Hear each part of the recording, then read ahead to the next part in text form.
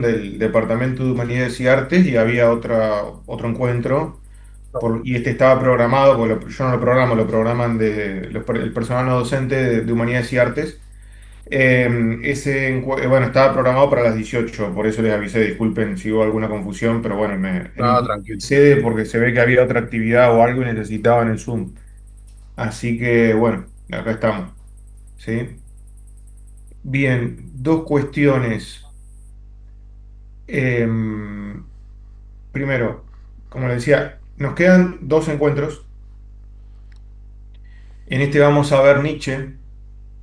Y en el próximo vamos a hacer después voy a subir al campus, vamos a hacer como un compendio de algunos filósofos, pensadores muy contemporáneos, muy actuales, muy en boga para pensar a partir de allí cosas, fenómenos del presente más inmediatos, por decirlo de alguna manera. Aunque siempre estamos hablando de eso. Y después, bueno, tendremos que hablar sobre sus trabajos finales, ¿sí? Qué días vienen trabajando, qué vienen pensando y bueno, después lo vinculado con las formas de presentación y todas las cuestiones formales, ¿sí?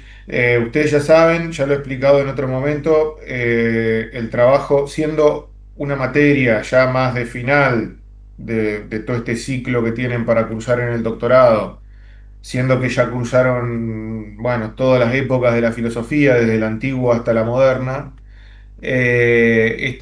Acá en filosofía contemporánea, que como expliqué al principio, hacemos un recorte de muchísimas otras cosas que podríamos ver. También, bueno, en el trabajo final, las opciones que ustedes tienen, donde se pueden mover, son bastante libres. Pueden mantenerse en la línea que propone este seminario, pero también entrar en diálogo con otros aportes de la filosofía contemporánea o de la filosofía moderna, antigua, medieval, como ustedes quieran. Porque al no ser una disciplina, un área tan cerrada, la filosofía contemporánea, como han quedado cerradas o sedimentadas, bueno, esto ya lo vimos cuando hablamos de la arqueología, ¿no? Como ha quedado la filosofía moderna, y estas periodizaciones que se instalan, ¿no es cierto?, en esta área. Bueno, vamos a tratar de manejarnos con más libertad acá y entrar en diálogo con la formación que ustedes ya vienen recorriendo en el marco de este doctorado y también con formaciones previas y también con lo que ustedes vienen pensando a futuro, con sus planes de tesis, que digo que esto es una bisagra entre la formación que traen y lo que sigue, ¿sí? Que tenga esa flexibilidad. Eso por un lado. Y después, nada, les decía, en estas dos clases vamos a ver a Nietzsche, después a Mark Fisher, Eric Sagan, y algún otro más si tenemos tiempo. Y bueno, en función de eso vayan pensando el contenido del trabajo final, ¿sí? En función de lo que hemos visto acá también Sí, y hacia alguna línea de investigación que estén laburando. sí, yo ya Bien, arranqué, profe, bien. hace un par de semanas. ¿Por dónde arrancaste? Y tomé a Foucault, voy Bueno, a, voy a hacer un trabajo sobre Foucault, sobre las palabras y las cosas. Agarré ese texto. bien. Si ustedes van a agarrar una recomendación, es una recomendación, no es una prescripción. Si ustedes van a tomar un texto de Foucault o de quien sea, de Heidegger, o, bueno, cualquier autor que les interese, traten de poner porque esto es parte de la elaboración de una tesis doctoral y está bueno empezar a practicarlo ahora quien todavía no lo haya hecho. Si ustedes van a tomar las palabras y las cosas de Foucault, por ejemplo, o Antología del Presente, que es la Ilustración, o algún otro autor, fíjense de buscar, esto lo pueden, hoy en día se puede hacer en Google, hay que saber buscarlo y es cuestión de práctica. Distintos textos, porque por ejemplo, de las palabras y las cosas hay muchísimo, se ha producido muchísimo. Eh, Tanto textos eruditos que tratan insisto, esto es para cualquier otra cosa que laburen, ¿eh? Textos eruditos que tratan de, bueno, desentrañar un poco lo que quiso decir allí Foucault, hacer un trabajo más exegético, si ustedes quieren, más interpretativo, más que pasa por el nivel del comentario. Y eso está bueno tenerlo porque Foucault es un autor súper complejo y a veces tener esos forceps, digamos, para sostener la lectura ayuda muchísimo porque, digamos, nos permiten entrar al texto de una forma un poco más gradual y no darse de golpe con un montón de cosas que dicen las palabras y las cosas que dice el libro Las palabras y las cosas, con un montón de apuestas que se hacen allí. Tratar, bueno, nos ayuda a digerir un poco el texto, que es un texto denso, difícil, súper complejo, tiene muchísimas capas, muchísimas dimensiones. Bueno, algo tratamos de ver acá, por supuesto, en forma acotada. Eso por un lado, ustedes tienen lo que es van a encontrarse un montón, yo ahora no se me viene ningún nombre a la cabeza, pero van a encontrar muchísima bibliografía producida sobre eso a nivel del comentario. Y después van a encontrar otros aportes que toman lo que allí dice Foucault, que esto me parece por ahí más interesante, toman lo que allí dice Foucault en las palabras y las cosas y tratan de pensarlo en la actualidad. Por ejemplo, hay un libro de Pablo Manolo Rodríguez, que es un colega del CONICET, que se llama, lo publicó Cactus o La Cebra o los dos, ahora no me acuerdo, que se llama Las palabras en las cosas. Y allí ensaya toda una relectura de las palabras y las cosas, cambiándole el título, las palabras en las cosas, cómo esto es realizado, cómo hoy la tecnología, lo vamos a ver en la próxima, cómo hoy la tecnología y las redes digitales y todo el mundo virtual en el que vivimos trata de acotar no sé si lo han pensado esto lo dice Eric Saddam, por ejemplo, vamos a ver la próxima, trata de acotar eh, el hiato entre las palabras y las cosas, de forma tal que haya una sola linealidad entre lo que se dice y lo que se ve, lo que se dice y lo que se hace, todo un paradigma donde todo, cuando todo está hoy en día al alcance de nuestra, ni siquiera de nuestra mano, como diría Heidegger, al alcance de la yema del dedo, como dice Byung-Chul Han. Bueno, allí hay un nuevo régimen de cosaidad, ¿no? Un nuevo régimen de seres bueno, que es para pensar en la actualidad, ¿cierto? Hay muchísimas líneas para cortar, pero nada, son disparadores que uno puede tomar. Traten de ver un poco qué se está diciendo sobre el tema, cuando si eligen un texto o lo que sea, ¿sí? Ver un poco, nosotros no podemos ver todo en este seminario, todo lo que estamos haciendo es a modo de presentación en un punto. Pero bueno, sirve como un disparador para que ustedes después tomen cualquier punta y la exploren, las palabras y las cosas, no sé, algún Nietzsche que vamos a ver hoy, digo, o distintos temas, pueden ser temas, autores, problemas, digo, pensar también en métodos, o como vimos la semana pasada, la arqueología, etcétera. ¿Sí? Bien, ¿alguna pregunta más antes de empezar? Quiere decir que vos proponés un estado del arte pequeño sobre esa situación que nosotros estamos indagando y después una reflexión que a nosotros nos ha dado el interés por ese autor y por esa obra. Básicamente eso. Sí, sí, está bien, sí, un estado del arte. ¿Sí?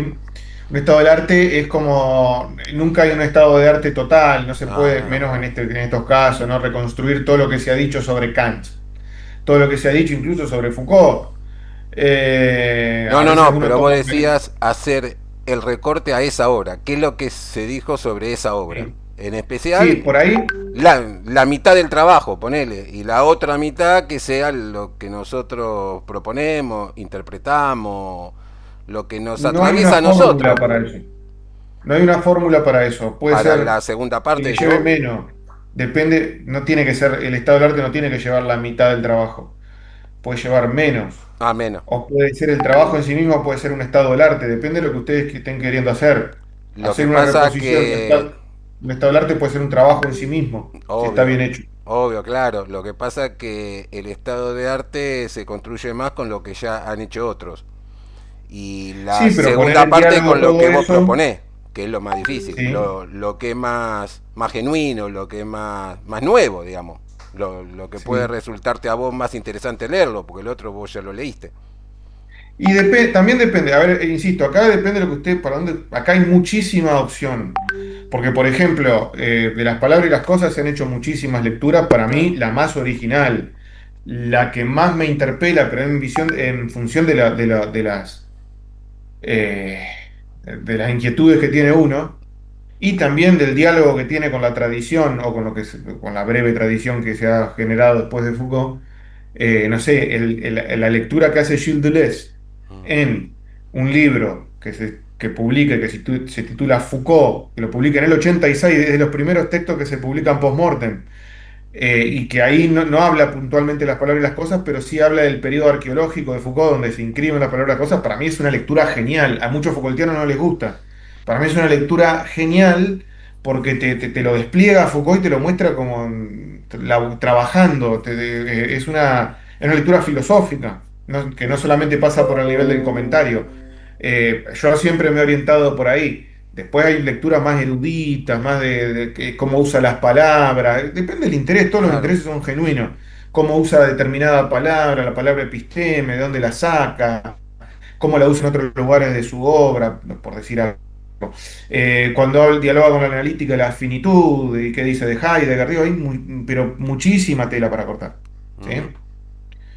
Siempre, cuando uno va a avanzar en un trabajo de este calibre está bueno, para no caer en banalidades, ver qué se ha dicho sobre eso. Nunca vamos a tener un panorama total, Claro. nunca, porque es muy difícil leer todo, más sobre Foucault que sea de los últimos 15 a 20 años, pero es abundante la bibliografía que se ha producido sobre Foucault. Es inabordable ya a esta altura del partido. Por lo cual es bueno tener un poco en claro cuál es la inquietud que uno va. ¿No? Esto es un elemento importante en la filosofía. ¿Con qué inquietud? La inquietud por la verdad, diría Foucault. ¿Por qué inquietud? Ahora vamos a ver algo de eso con Nietzsche. ¿Por qué inquietud tengo yo? ¿Qué inquietud me produce ese libro, ese texto, esa propuesta? Y tener siempre ese norte. Porque si no, sí, nos perdemos en un mar de cosas. Eso pasa mucho cuando van a la tesis, le va a pasar. Uno se pierde en un mar de bibliografía, de aportes, de comentarios, y entre toda esa maraña poder distinguir qué es lo importante. Importante es todo, pero qué es lo importante para la inquietud que uno tiene Claro. y qué no, porque no todo es importante. No todo, tal vez si ustedes quieren ver cómo usa el concepto de episteme o no sé, o qué diálogo mantiene con Heidegger, hay un montón de cosas que no les van a servir. Un montón de cosas que se han producido que no les van a servir. Pero bueno, pues ustedes ya tienen claro qué van a buscar ahí. ¿Se entiende? Digo, tomo las palabras y las cosas porque fue el ejemplo que salió, puede ser cualquier otro texto. Ustedes ya tienen claro qué van a buscar. Bueno, a mí lo que quiero ver es Sí, la lectura que hace de Heidegger. No estoy de acuerdo, me genera inquietud, no me parece que ese sea Heidegger, me parece una lectura sesgada, lo que sea, me parece que tiene un alcance profundo, me parece que el concepto episteme lo mejor lo trabaja Kuhn, entonces lo comparamos, pues eso ya sería una tesis doctoral. Bueno, también ten en cuenta que esto se tiene que cerrar en 10 páginas más o menos. 10 Que páginas. si un capítulo parte de un capítulo de su tesis, piénsenlo así. A esta altura del doctorado traten de pensarlo así, porque después no van a la tesis atravesando el desierto de lo real y que no saben ni por dónde empezar, a todos nos pasa. Por dónde arranco, no tengo nada, bueno, ya tienen un acervo ahí en los trabajos que van haciendo para estos seminarios, Silvia.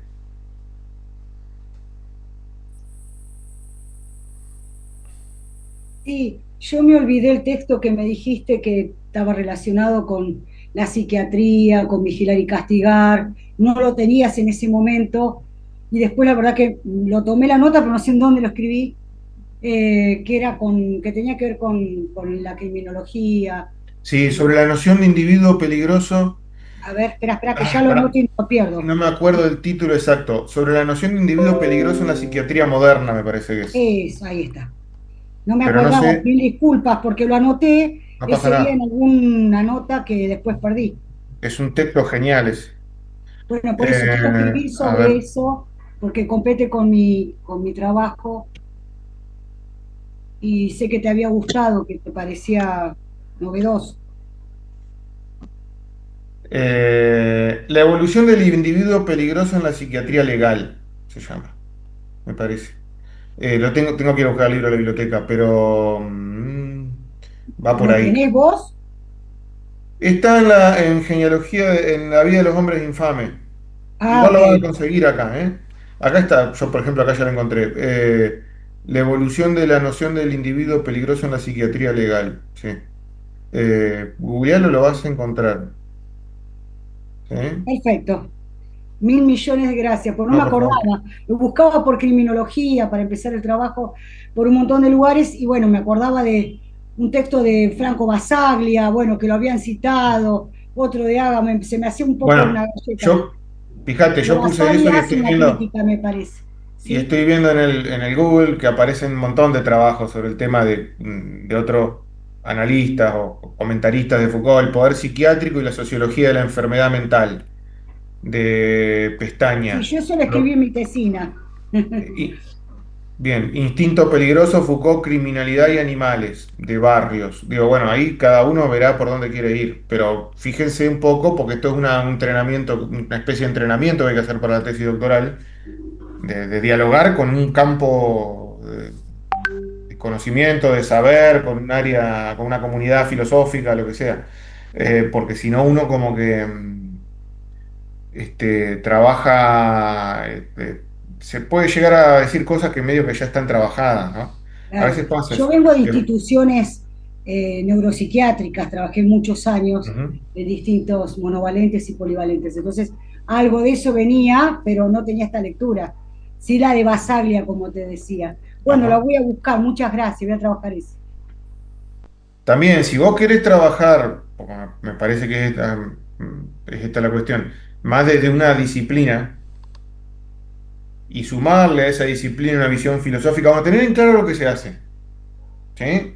Una cosa es decir, voy a trabajar con Foucault y voy a ver qué apuesta epistémica hace cuando analiza la historia de la psiquiatría. Tenés el poder psiquiátrico también, no sé si lo leíste, la clase del Collège de France de 1975, si mal no recuerdo.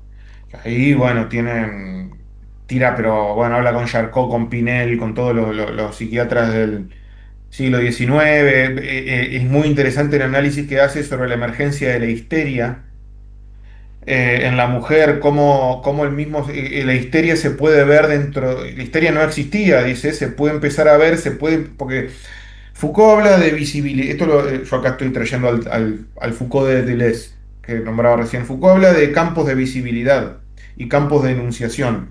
La arqueología, como vimos hasta ahora, son campos de enunciación, pero también esos campos de enunciación van acompañados por campos de visibilidad, las palabras y las cosas, ¿sí? Entonces, hay un campo, el dispositivo psicoanalítico, psiquiátrico, perdón, es un dispositivo en tanto conjuga, entrelaza, nunca de forma total, un campo de enunciación con un campo de visibilización. El discurso sobre la locura y el manicomio. Ahí se ve la histeria, ahí se ve los locos, como lo llaman, ¿no? Ahí se ve la patología mental y Foucault trabaja como dentro de las prácticas de los psiquiatras, de fines del siglo XIX en Europa, cómo ahí empieza a ser visible, pero con técnicas puntuales, lo va contando, cómo se hace visible y enunciable la histeria y cómo a veces lo que se dice sobre la histeria no encaja con lo que se ve, o viceversa, lo que se ve no se termina de decir y lo que se dice no se termina de ver. Ese es el hiato que tienen los dispositivos. Mm. Nunca hay una traducción completa entre lo decible y lo visible. Nunca podemos ver todo lo que decimos y nunca vemos, ¿sí? Nunca vemos todo lo que decimos y lo que vemos nunca se puede terminar de poner en enunciación. Ese hiato es el hiato más interesante porque es de esa grieta entre la visibilidad y la enunciabilidad surge el pensamiento, surgen los problemas.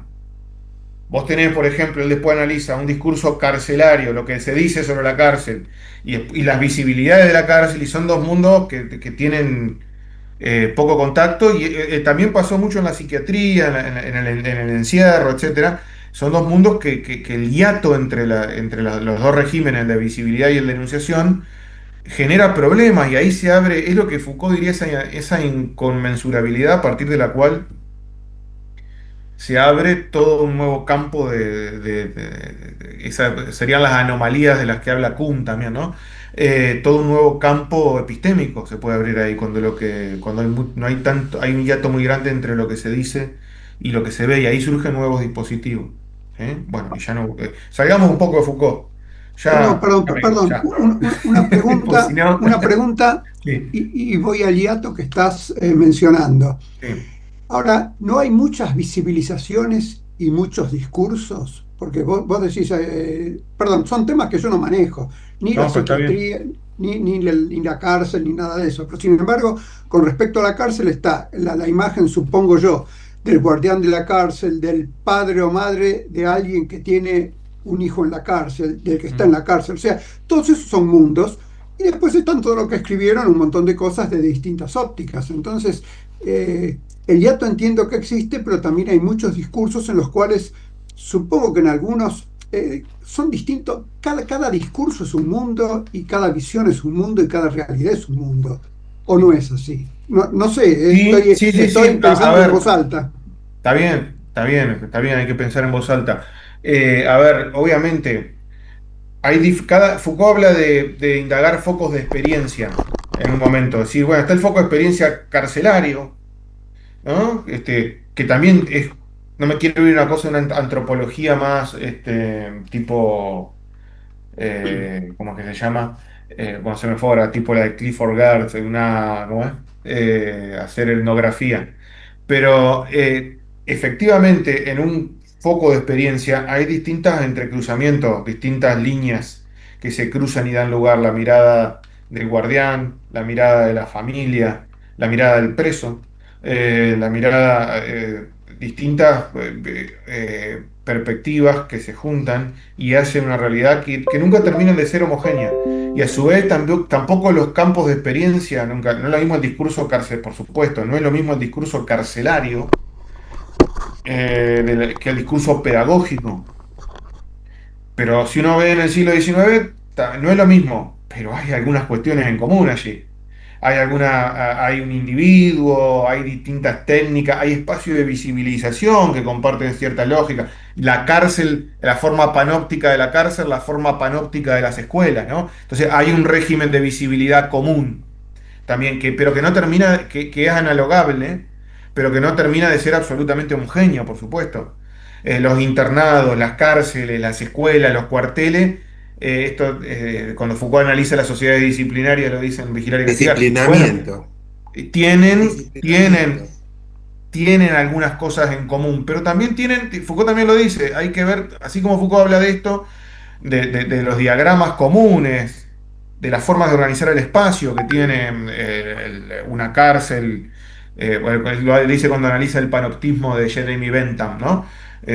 Cuando que tiene la cárcel, la escuela, la prisión, etcétera, el cuartel, etcétera, la disposición del hospital, sobre todo la disposición de los cuerpos en un espacio cuadriculado, en un espacio cerrado y cuadriculado, donde cada cuerpo va en cada celda, pueden ser camas, pueden ser celdas propiamente dichas, pueden ser pupitres, pueden ser otro tipo de espacialidad, pero que siempre tiene una función primordial, individualizar. Siempre tiene la función de individualizar y construir allí un acervo de saber sobre ese individuo, sobre ese sujeto que ha sido individualizado. Si estamos en la escuela de la individualización que produce el espacio escolar, va a emerger no como una línea directa o como una consecuencia directa, pero va a aparecer allí el discurso pedagógico o psicopedagógico. Foucault dice los discursos psi, las ciencias psi, la psiquiatría, la psicopedagogía, etcétera, no son posibles sin estas otras espacialidades en las que se ha dispuesto los cuerpos. La psicopedagogía no es posible sin la escuela como una espacialidad donde se ponen determinados cuerpos y donde se construye una figura de la infancia y aparece ahí, emerge la infancia como un campo de enunciación. De pronto se separa la infancia del mundo adulto y de pronto se empieza a decir algo sobre la infancia y se empieza a hacer algo con la infancia. Ahí está la escuela, ¿cierto? Lo mismo con la locura, lo mismo con la criminalidad, todos esos campos, esos campos de denunciación que aparecen sobre todo en el siglo XIX, la criminología, la psicopedagogía, la psiquiatría, etcétera, están en una relación de tensión no directa con distintos espacios donde se disponen los cuerpos, donde se disponen las poblaciones, ¿no? Que son espacios cuadriculados y cerrados. Ese es el Foucault más de la disciplina, porque Foucault cuando indaga la sociedad disciplinaria trata de ver, es lo que siempre está discutiendo son las ciencias humanas, trata de ver, bueno, ¿dónde viene esta ciencia? ¿Qué hizo posible? ¿Cuál fue el campo de emergencia de las ciencias humanas, particularmente las ciencias psi? ¿Dónde surgió esto? ¿Cómo se pudo empezar a decir algo? sobre el preso, sobre el infante, sobre el trabajador el que está en la fábrica, sobre el paciente clínico, etcétera. Sobre la mujer en determinada época en Inglaterra, cuando se hablaba de la histeria. Nunca se puede homogeneizar, eso es un peligro que hay que evitar. Yo estoy de acuerdo con Eduardo, digamos, no es que es todo homogéneo y todo lo mismo. Cada campo también tiene su especificidad y así como Foucault habla de diagramas disciplinarios, etcétera, también habla de heterotopías, que algo estuvimos hablando la otra vez, de estos espacios que no tienen, que en determinados momentos no tienen una traducción directa entre sí. Eh, la cárcel es parecida a la escuela. Sí, tiene como unas divisiones, tiene como pabellones, y es parecida al hospital, pero no significa que se pueda traducir directamente. No podemos decir que el hospital es una cárcel y la escuela es un hospital. Tienen sus distintas especificidades, ¿sí? Bueno, hay que encontrar ahí el punto entre lo que es la generalidad y la singularidad, ¿no? Bien. Eh, ¿Puedo hacer un par de preguntas, por favor? sí, dale. Una, es que el trabajo este del que estás hablando, ¿es para la aprobación de la cursada o para dar el examen final para aprobar digamos, la materia? Bien. Es para aprobar la cursada. La Ajá. cursada se aprueba con una monografía final, nada Ajá. más y nada menos, Está bien, no hace falta un trabajo de... perdón. Y después hay que dar el final. ¿no? Si ustedes aprueban la monografía, yo paso la nota y se pasa al acta. Lo hemos hecho así siempre. No sé bien cómo, no me acuerdo cómo es el procedimiento administrativo, pero ustedes, a ver, ahora nosotros terminamos la cursada. ¿Se promocionaría ¿Está? entonces? Digámoslo así, porque esto no es una materia de grado, pero sí se promocionaría, ¿no? Ustedes Claro, a pueden eso me entregar refería. el trabajo final, a ver, para que quede claro. Ustedes pueden entregar, que es lo más conveniente, el trabajo final ahora, eh, en el transcurso ahora de noviembre. Así yo cierro la nota y la paso al doctorado. Y si tienen, bueno, la nota que tienen, entiendo que tiene que ser más de 4. No, vos, perdón, vos me dijiste más de 7, en Más de algún 7, momento me me Más de dijiste dijiste. más 7 de 7. perdón, más de 7 bien.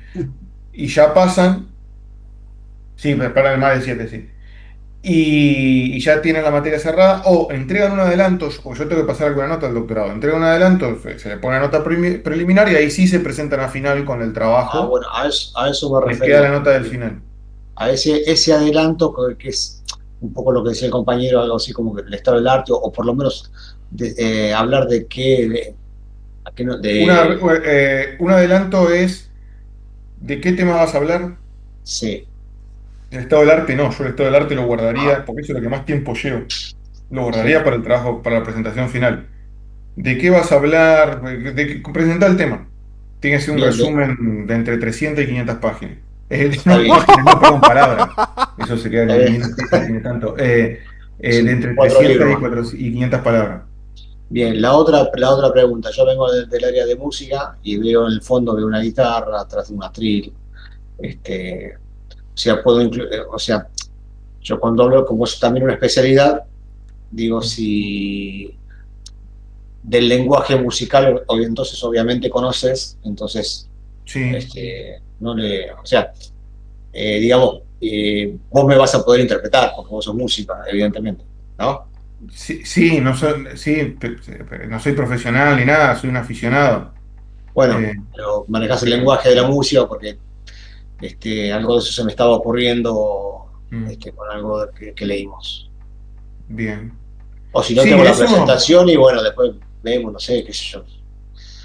sí, bueno, uno puede hablar desde el lenguaje de la música o del lenguaje médico, porque entiendo que acá hay distintas Sí, procedencias disciplinarias, pero siempre es unir hacia un lenguaje, no digo que sea, que lo pueda entender cualquiera, pero un lenguaje más filosófico, si ustedes quieren. sí, sí, sí, ¿Sí? sí, sí, sí, sí. Está bien. Se Bueno. puede escribir con algunos tecnicismos, pero digo, para que no sea un trabajo sobre No, a eso me refiero, que determinado tecnicismo, nada, digamos que no lo pueda interpretar una persona que mínimamente manejo el instrumento, leo una Sí, partitura. sí, sí, Pero si sí. no, tengo que buscar otro tipo de lenguaje para poder hacértelo llegar. ¿Me entendés? No, no, no, Este, no. Eso es un ejercicio que tienen que hacer ustedes. bien, Es bien. un ejercicio de llevarlo, también si vienen de medicina, a ver, no me van a hablar de términos clínico-médicos, Por eso, sí. de llevar, de entrar a hacer dialogar ese lenguaje con, bueno, con toda la discursividad filosófica que está circulando, que circula no solamente en el marco de este seminario, esta materia, sino en el doctorado mismo, ¿no? Claro, lo que pasa es que Ahora, si supiéramos que vos venís de la medicina, alguien que es médico podría incorporar digamos, algún Sí, he tecnicismo que tenido bastantes sabríamos que trabajos vos sobre lo la podrías medicina. interpretar, nada más. Pero He bueno, dado muchísimo en carrera de psiquiatría, en residencia de psiquiatría, no, no, eso uno ya tiene una versatilidad. Pero digo, no, no es por mí, es por ustedes, porque ustedes tienen que escribir una tesis doctoral, un doctorado en filosofía, por lo cual, y las procedencias son muchísimas, pero bueno, sé, yo vengo de ciencia política, no tengo base filosófica, y lo que uno hace, bueno, en mi caso fui más hacia la teoría política y usar herramientas de la teoría y la filosofía política para hacer mi tesis. Digo, siempre es unir hacia una discursividad filosófica. La música y la filosofía tienen muchísima, la música y la filosofía y la estética tienen muchísima cercanía. Pablo, yo no creo que te cueste para nada hacer ese tránsito. bueno, muchas gracias. No, nada.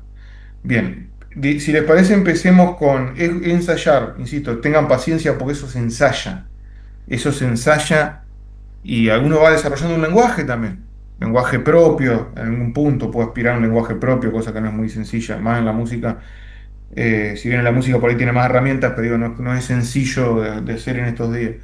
Bien, vamos a ahora, ver, perdón, sí, ¿puedo hacer una última pregunta? Y dale, acá no es para limitar a los demás, sino para limitarme yo.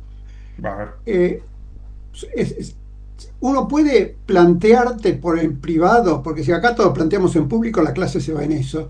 ¿Qué es lo que piensa hacer para la monografía, como para que vos le hagas una pequeña devolución y decís, bueno, sí, seguí por acá o Claro, no, vamos a eso es hacer eso? mejor. Sí, sí, sí. Bueno, Perdón, pero yo, eso va a implicar que vos tengas que contestarnos a cada uno. Por claro. eso te pregunto. Y ahí tengo una limitación, Ah, el bueno. tiempo. Tengo una Claro. limitación temporal, porque, bueno, aprovecho el espacio, porque hemos tenido bastantes idas y vueltas en este tramo. Vieron que hubo que cambiar muchas clases y bueno, viene siendo un poco movido porque yo estoy cerca de ser padre y he tenido charlas con el obstetra. La de otra semana te estaba saliendo el obstetra, por eso no llegué temprano. Digo, ha habido distintas cuestiones que caen viernes o lunes por lo general y estoy muy cerca y nada, querría en lo posible, estoy cerrando muchísimas cosas y no me quiero comprometer con algo que después no tenga el tiempo suficiente para responder. En todo caso, si ustedes, lo que les propongo es lo siguiente, pues yo igual tengo que revisar el trabajo de cada uno y cada una, algo tenemos que hacer a partir de lo que ustedes presenten. Si ustedes no están seguros en avanzar todavía, pues sienten que hay cosas que necesitan madurar, tienen que leer más Foucault, tienen que leer más de cualquier tema que hayan elegido, presenten un adelanto ahora para dentro de 2 semanas, eso yo sí lo voy a tener, lo voy a ver, y después tienen 2 años para presentar el trabajo final. Ahora Me vos parece decís, que eso sería más Exacto. práctico Le sí, para vos todos. presentamos decís el ahora proyecto a usted. Ahora Le uno, presentamos ¿sí? el. Pablo, Sí. vos decís ahora 2 semanas y hace un rato dijiste en noviembre, no es lo Ah, mismo. bueno, bueno, sí, sí. En noviembre, porque en verdad yo tengo hasta fines de noviembre para cerrar la nota. Pero preséntenlo, digo, en el transcurso de esta semana, digamos. El proyecto, ¿no, profe? El proyecto de la Sí, un monografía sería. esbozo, un adelanto de lo que va a ser el trabajo final. Perfecto. Buenísimo. Y el que se siente en condiciones de ya hacerlo, porque ya viene laburando con otras cuestiones, porque ya tiene algo más elaborado, siente que lo puede cerrar ahora, hágalo también. No, Gracias. no, si yo veo que hay muchas cuestiones para corregir, le diré, no, mirá, corregilo y mejor entregalo en la instancia final. Si veo que un trabajo por ahí le falta en un sentido académico, ¿no? No quiero hablar desde ese lugar, que le falta elaborar algunas cosas, le falta reforzar, bueno, mirá, reforzar esto y volverlo a entregar en unos meses y ahí hablamos. Digo, tratemos de hacer esto, estamos entre colegas, de la forma menos menos pesada posible, sobre todo para ustedes, porque no, digo, porque esto es un proceso de aprendizaje y lleva tiempo. Hay cosas que por ahí están viendo recién ahora y está bien que se dejen asentar, como los vinos, ¿vieron? Que se dejen añejar un poco, que se deje fermentar, asentar, para que después produzca cierta tonalidad en lo que están haciendo. Dense tiempo, es muy importante, sobre todo en esta instancia. Gracias. ¿Está? Bien. Igual pueden escribirme si quieren, cosas que se puedan responder por mail. Obviamente, yo estoy a disposición. Lo que sí no me quiero comprometer es hacer un trabajo más pormenorizado sobre alguna presentación más grande que hagan, porque tal vez no lo puedo hacer. En otro momento sí lo he hecho, pero bueno, ahora estamos en esta particularidad. Bien, vamos a empezar con Nietzsche, si les parece. Obviamente va a ser muy difícil abordar Nietzsche en un solo encuentro. Si que algo queda, lo veremos la próxima. Pero es muy difícil abordar Nietzsche en un solo encuentro, porque es un pensador sumamente prolífico, multifacético, difícil por momentos, poco sistemático. Algunos dicen que hay más de un Nietzsche. Y en un punto es cierto, Nietzsche mismo diría, la misma filosofía de Nietzsche se va como duplicando, va como mutando, va perdiendo el rostro por momentos, por lo cual no es un autor sistemático como por ahí han visto en otros pensadores modernos, ¿no? Que uno puede como sistematizar su obra y ver cómo determinados elementos van conduciendo a otros, cómo se van abriendo a partir de allí nuevos interrogantes y en forma un poco coherente, sistemática. Nietzsche es difícil encontrar eh, elementos transversales a toda su obra y a todo su pensamiento. Digamos, es más un autor que como que tira líneas y esas líneas se van difuminando, se van encontrando, se van fusionando, se van separando, se van cerrando, se pierden. Por eso cada uno, cada una también acá tiene que tomar un poco el niche que más le interese para sus inquietudes, ¿no? Nosotros vamos a ver mucho al Nietzsche que trabaja con el problema de la verdad y del conocimiento, pero hay otros Nietzsche, ¿no? Ahí están, y también vamos a verlo un poco el Nietzsche más de la moral, que por supuesto no está separado, pero bueno, se pueden tomar distintos caminos. Y está el Nietzsche también, que lo vamos a ver, el Nietzsche de la genealogía, ¿no? Ustedes se acuerdan que hablamos, nosotros en la primera clase dijimos, tomando a Foucault, la ontología del presente tiene como dos dimensiones. Es arqueológica, que eso lo vimos la clase pasada y la otra, y también tiene una dimensión genealógica. Y para ordenar un poco, digamos que la dimensión genealógica va más por el lado de las prácticas que construyen, de las prácticas de poder, ¿sí? De las prácticas, qué prácticas de poder intervienen en la construcción del conocimiento, porque Nietzsche hace algo que ya ha estado presente, que ha estado sobrevolando, por supuesto, estos encuentros, y que Foucault toma mucho de allí, que es no pensar al poder, lo voy a decir así en forma muy elemental, porque rompe con toda una tradición de pensamiento esto.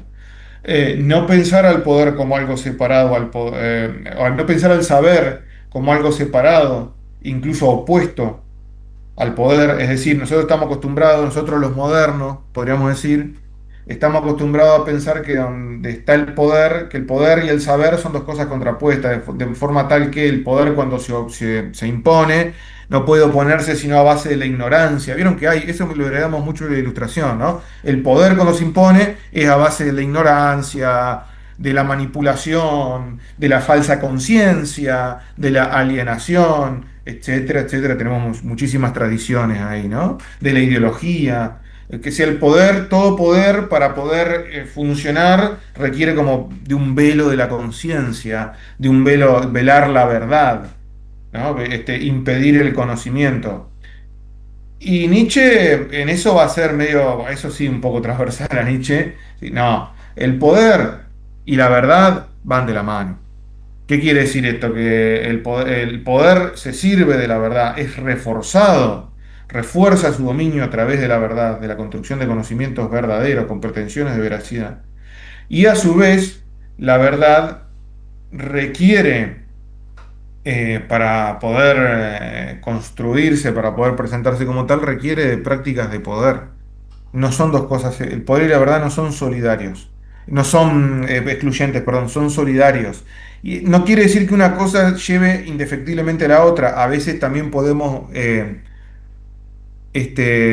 anteponer ciertas verdades al poder, a los poderes establecidos, pero ahí también hay un juego de no existe la verdad pura, absoluta, que no tiene transparente, de pies angelicales, ¿no? Que es neutral, imparcial y que no tiene nada que ver con el poder.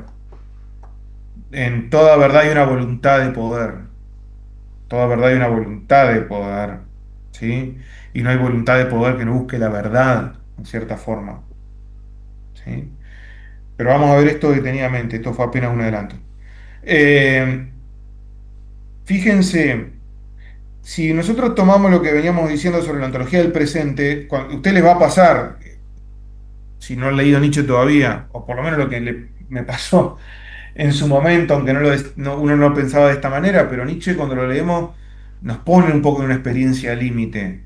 Si uno lee Nietzsche con sinceridad, no sé si en serio, a veces lo lee Nietzsche, a veces Nietzsche se lee rápido, no hay que detenerse mucho, es como más como una música que hay que escuchar, más que como hacer un trabajo erudito, bien duro, tomar palabra por palabra. A veces léanlo con fluidez. Yo les recomiendo, si no leyeron, léanlo con fluidez, léanlo como si fuera literatura. Lean a Nietzsche como si fuera literatura, en un punto, porque no ingresa, no nos atraviesa como la filosofía más convencional, que vamos pensando conceptos y lo vamos encajando en un lugar y vamos construyendo sistemas, sino que Nietzsche es más como, hay que leerlo de una forma un poco más lúdica, una forma un poco más hasta estética y leerlo esto como si estuviésemos leyendo literatura. Nietzsche va a decir que toda la filosofía es literatura. Nietzsche va a decir, agarren la República de Platón, vaya si hay literatura allí o no. Es que la República de Platón, la alegoría de la caverna, bueno, el orden de la República, hay muchos recursos literarios. Bueno, agarrar un poco la filosofía, no como la palabra sagrada que viene y se impone, acá está la verdad, acá está lo que dijo Platón, acá está lo que dijo Aristóteles, acá están los arcanos de la filosofía occidental, sino leerlo un poco en forma literaria, como un documento, trayendo un poco la arqueología, más que como una pieza sagrada, como un monumento sagrado que se le debe respeto y reverencia. Traten de leerlo así, en forma más lúdica, más de como si fuera literatura, por lo menos una primera lectura, después vuelvan y por ahí sí deténganse. Nietzsche decía que el pensamiento había que ser rumiante, esto es muy, muy Nietzsche ABC, había que ser como la vaca que tiene 7 estómagos y está rumiando, traga y después vuelve, sigue rumiando y lamando otro estómago. Y dice, bueno, con el pensamiento es así, el pensamiento es rumiante también. Va, vuelve, viene, va, no lo podemos hasta controlar a veces. Él trata de pensar también o trata de mostrar que el pensamiento va más allá de la conciencia, que el pensamiento no se puede asignar a un yo. El pensamiento fluye más allá del yo. Acá, bueno, se darán cuenta, le abre toda la puerta al psicoanálisis. Eh, este, el pensamiento no es atribuirle a un sujeto, no es atribuirle al sujeto cognoscente de la modernidad. Entonces, ahí hay una experiencia límite, el límite de la modernidad. Nietzsche está escribiendo en los límites de la modernidad.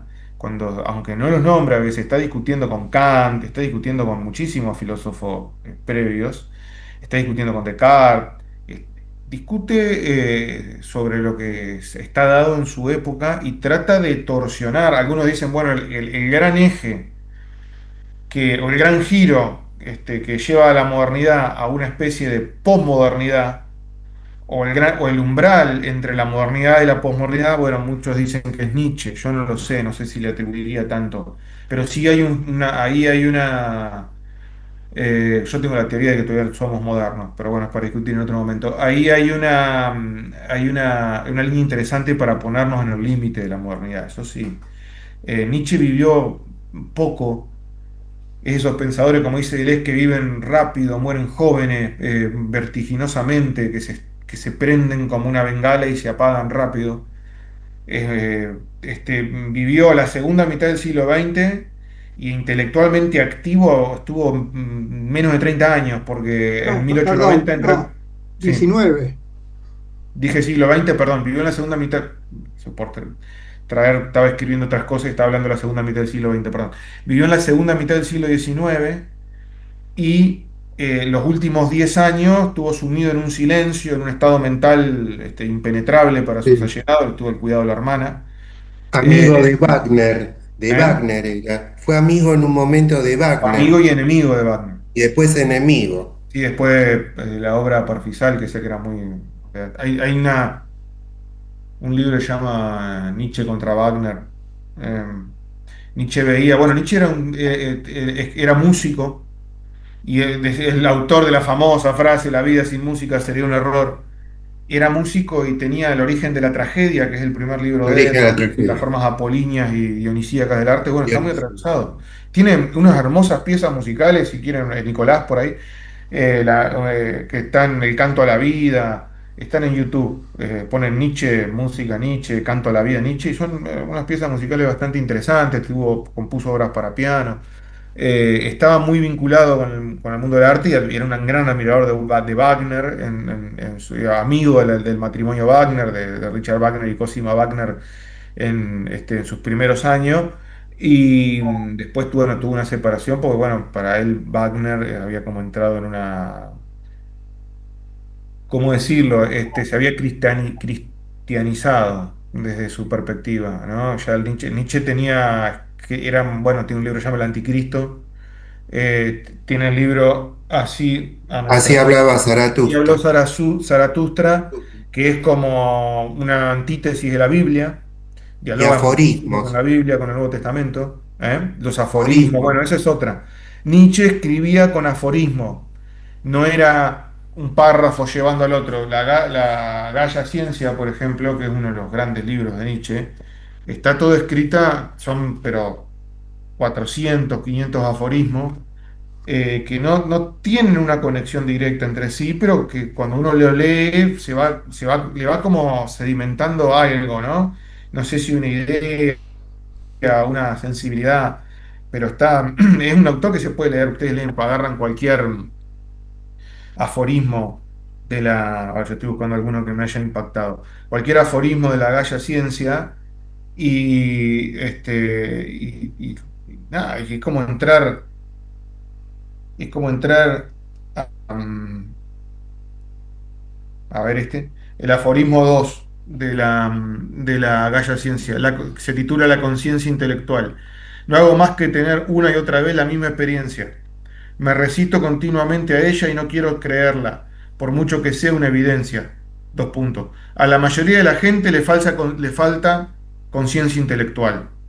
Todo el mundo se mira con ojos, claro, pero no está diciendo, que ahí ya empieza, no está diciendo todos son ignorantes, está diciendo otra cosa. Siempre está diciendo otra cosa Nietzsche, ¿sí? Todo el mundo te mira con ojos extraños mientras siguen manejando su balanza. A esto se le llama lo bueno y a aquel otro malvado. Acá entra la moral, ¿no? La conciencia intelectual.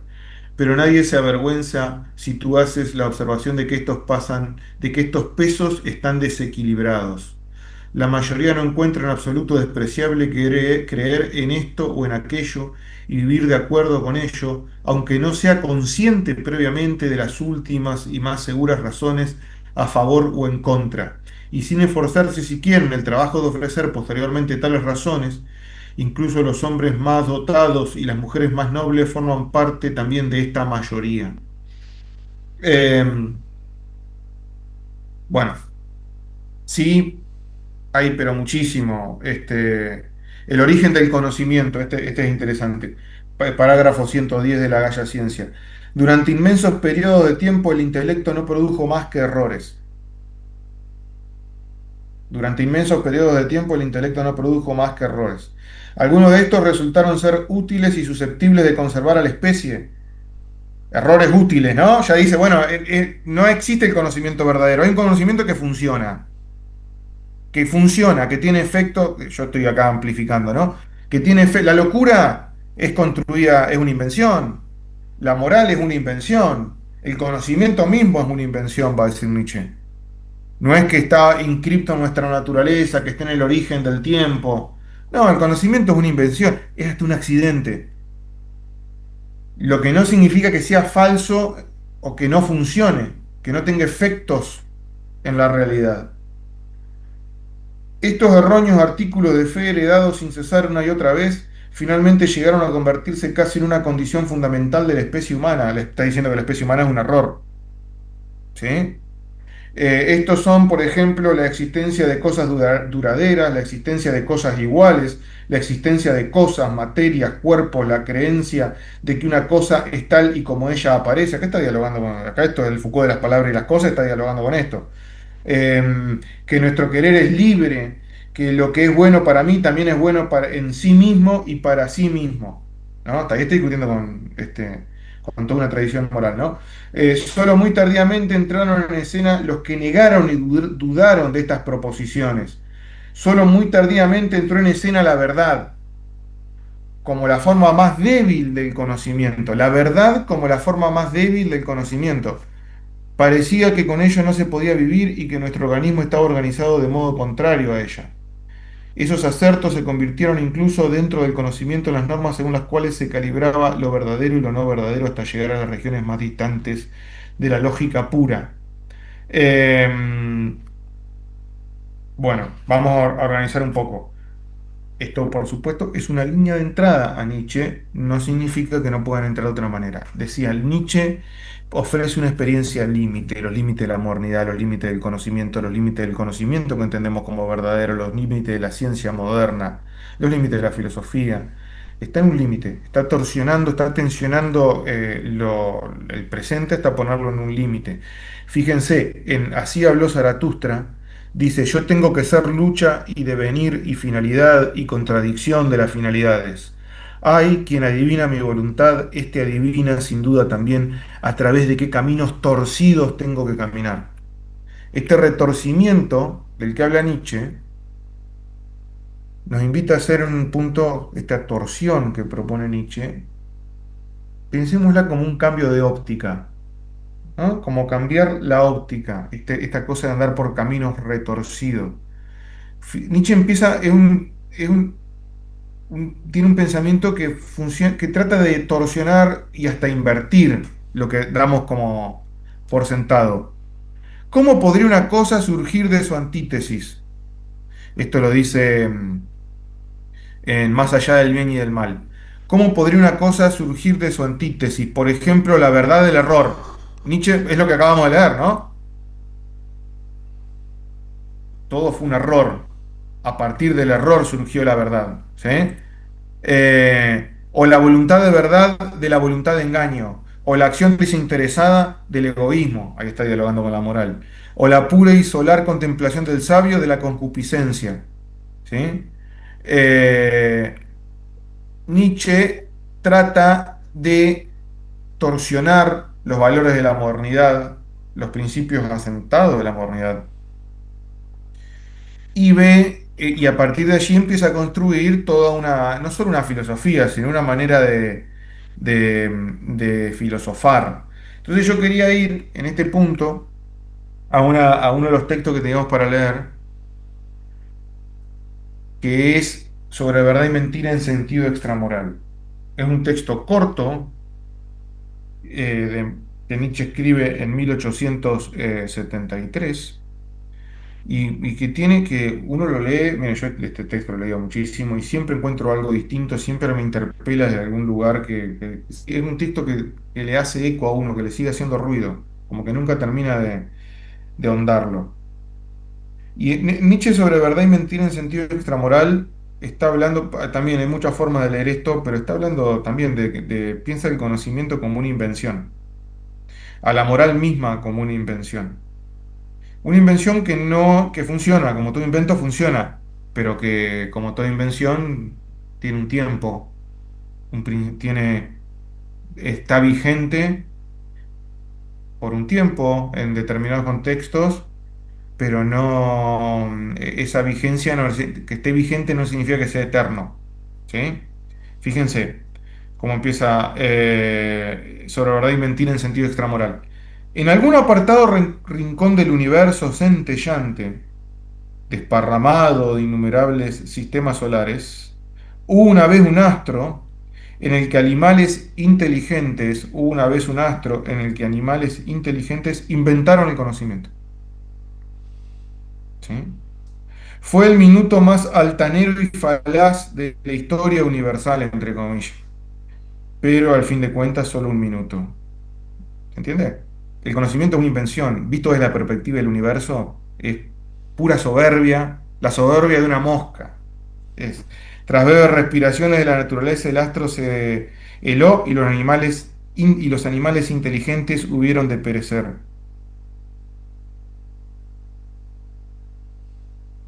Alguien podría inventar una fábula semejante, pero con todo no habría ilustrado suficientemente cuán lastimoso, cuán sombrío y caduco, cuán estéril y arbitrario es el estado en el que se presenta el intelecto humano dentro de la naturaleza. Para Nietzsche, el intelecto humano es un accidente. No está inscripto en nuestra naturaleza. No tenemos, no somos seres que tienen en su naturaleza la inclinación a saber, a conocer, que hay algo que naturalmente nos mueve hacia el conocimiento y la verdad. El intelecto es producto de la contingencia y es frágil, dura un minuto, no tiene, visto desde la perspectiva del universo, es apenas un suspiro. Em, No es sino humano y solamente no es sino el humano y solamente su poseedor y creador lo toman patéticamente como si girasen sobre él las goznes del mundo. Nietzsche está criticando acá la idea de que puede existir una verdad, un conocimiento universal, un conocimiento basado en leyes universales. El conocimiento que tenemos es producto de la contingencia, es breve, esporádico, ¿sí? Lo tomamos, es producto de nuestro, somos animales inteligentes que producen artefactos, inventan artefactos y toman sus propios artefactos como si fuesen eternos e imperecederos. Los artefactos intelectuales, los conocimientos, los tomamos como si fueran eternos e imperecederos, cuando Nietzsche dice, no nos olvidemos que son invenciones y que podemos también transformarlos en esa calidad, ¿no? Salto algunos párrafos. El signo denota de que sea intelecto quien así obre, el que sin embargo solo ha sido añadido precisamente como un recurso de los seres más infelices, delicados y efímeros. El intelecto es un recurso, es una herramienta. Es una herramienta que tenemos los animales humanos, diría Nietzsche, que no tener colmillos, no tener caparazones, no poder, no tener alas para salir volando ante el peligro. Dice el ser humano para defenderse inventó el intelecto para poder defenderse frente a los peligros. Es un recurso, pero un recurso muy efímero, no es una caparazón, no es un arma natural, es un recurso efímero, del cual dice, también el hombre se siente muy orgulloso, ¿sí? Pero que no, tiende a creerse que ese recurso es el principal de todos, que es el intelecto es lo más brillante de todo, cuando es apenas eso, una fragilidad en el orden del universo.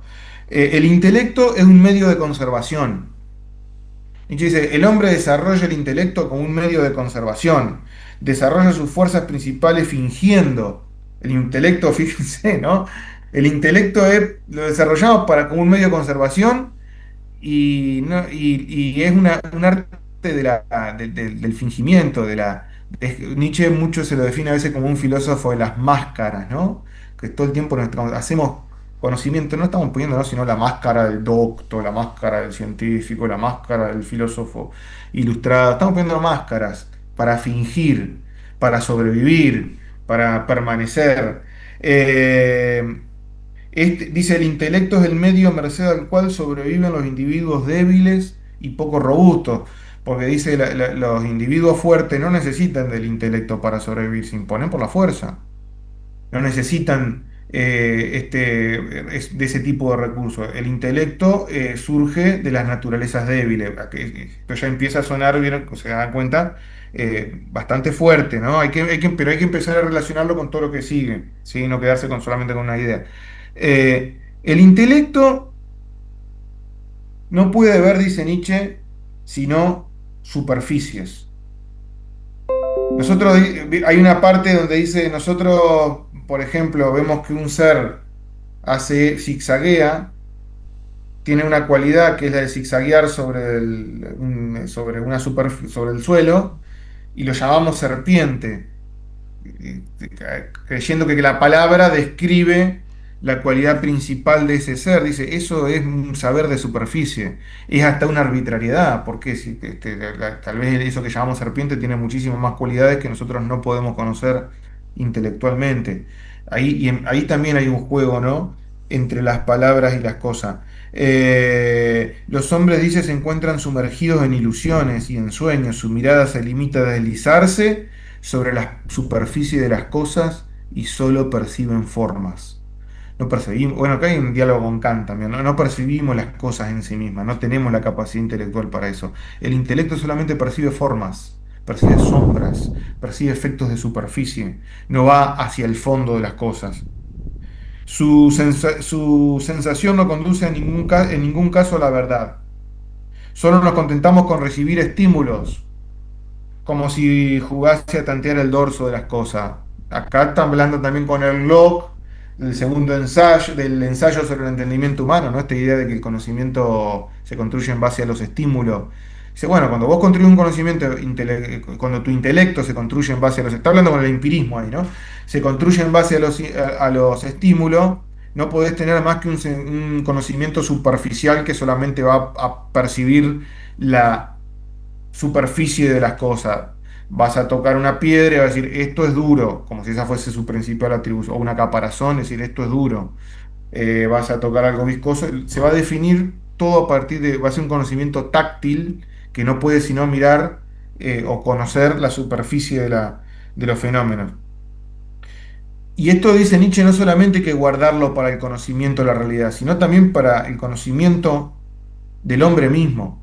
Nosotros no nos conocemos sino en la superficie de lo que somos. Dice, ¿qué sabe el hombre de sí mismo? ¿Sería capaz de percibirse a sí mismo, aunque solo fuese por una vez? Como si estuviese tendido en una vitrina iluminada. ¿Seríamos capaces? Dice, ¿acaso no le oculta a la naturaleza la mayor parte de las cosas, incluso su propio cuerpo? Somos, cuando vemos y nos conocemos, como si estuviésemos en una eso, desde la superficie, cuando no podemos más que conocer superficialmente las cosas, dice Nietzsche, ni siquiera nos conocemos el cuerpo, ni siquiera sabemos no conocer el cuerpo en el sentido de abrirlo y hurgarlo como hace la medicina, no conocemos lo que puede el cuerpo, lo que pasa por el cuerpo, las sensibilidades, etcétera. ¿Acaso no le oculta a la naturaleza la mayor parte de las cosas, incluso su propio cuerpo? De modo que, al margen de las circunvalaciones de sus intestinos, del rápido flujo de su circulación sanguínea, de las complejas vibraciones de sus fibras, quede desterrado y enredado en en una conciencia soberbia e ilusa. Ella ha tirado la llave y, escuchen esto que es importante acá, ay de la funesta curiosidad que pudiera mirar hacia afuera a través de una hendidura del cuarto de la conciencia y vislumbrase entonces que el hombre descansa sobre la crueldad. Eso es lo que no queremos ver, lo que no conocemos. El hombre descansa, el ser humano descansa sobre la crueldad, la codicia, la insaciabilidad, el asesinato en la indiferencia de su ignorancia y, por así decirlo, pendiente en sus sueños como del lomo de un tigre. Todo eso es lo que el hombre no conoce. Lo que Nietzsche dice es todo lo que sabemos sobre nosotros, o creemos saber. Si empezamos a hurgar, si lo miramos como por una hendidura, más allá del cuarto de la conciencia, vamos a encontrar que estamos constituidos en nuestra individualidad, en nuestra historia, en nuestra cultura, en nuestro presente, por la violencia, la arbitrariedad, el asesinato, la mezquindad, la crueldad, la codicia, el poder, lo que habitualmente entendemos por poder. ¿Sí? Eh,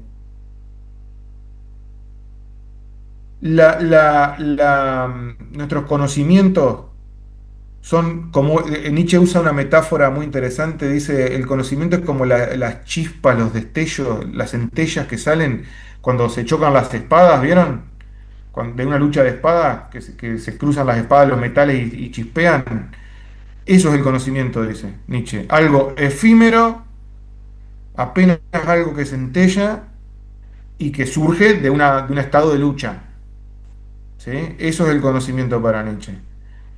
Ese nivel de accidentalidad, de contingencia y de condición efímera tiene, ¿no? Eh, en el estado natural, ahí habla del estado natural, todo un diálogo con la filosofía política de Hobbes para adelante, en el estado natural, el individuo, en la medida en que se quiere mantener frente a los demás individuos, utiliza el intelecto y la mayor parte de las veces solamente para fingir. Utilizamos el intelecto para engañar, para tratar de que no, de sobrevivir dentro de la lucha, ¿no? Pero, puesto que el hombre, tanto por necesidad como por hastío, desea existir en sociedad y gregariamente, necesita que no solamente poder fingir y necesita darle un poco más de solidez al estado precario en el que se encuentra y a partir de allí establece un tratado de paz, un pacto en los términos de la filosofía política, para que desaparezca el más grande velum omnium contra para que desaparezca la guerra de todos contra todos. Para salir del estado de guerra, dice Nietzsche, no es, hay que fingir, hay que engañar, hay que convencer al otro. Che, y si en vez de estar todo el día violentándonos, porque hay diferencias de fuerza, dice, si en vez de estar todo el día violentándonos, hacemos un pacto, ya empezamos, usamos la palabra para convencer, para fingir, hacemos un pacto de paz que nos permita, y ahí ese pacto de paz es, bueno, todos vamos a estar de acuerdo en que este es el bien y este es el mal. Todos vamos a estar de acuerdo en la definición de las cosas, ¿sí? En este momento se fija un impulso, misterioso impulso hacia la verdad. Fíjense que Nietzsche está diciendo algo importante acá. La verdad es social, es una construcción compartida, no es algo que se pueda acceder, que accede uno a partir de su intelecto, una verdad eterna, imperecedera, a la que accedemos a través de todo un solipsismo del cogito, etcétera, desde Descartes hasta Kant, ¿no? La verdad no es accesible mediante la capacidad intelectual. La verdad se construye en sociedad, es un pacto, es el resultado de un pacto, no es algo a lo que se accede intelectualmente. Es un artilugio que construimos entre todos usando un poco nuestros pobres recursos intelectuales. Digo, esa es la miseria en la que nos encontramos, según Nietzsche. Pero así ha funcionado el mundo. Usando nuestros pobres recursos intelectuales para poder sobrevivir, para llegar a un estado de paz, construimos la verdad, construimos una verdad que nos permita vivir. Dice acá, en este mismo momento se fija lo que a partir de entonces ha de ser verdad. Es decir, se ha inventado una designación de las cosas uniformemente válida y obligatoria. Esto es el bien, esto es el mal. Esto es blanco, esto es negro. ¿Sí? Esto se llama así, esto se llama asá. El poder legislativo de la lengua proporciona también las primeras leyes de verdad.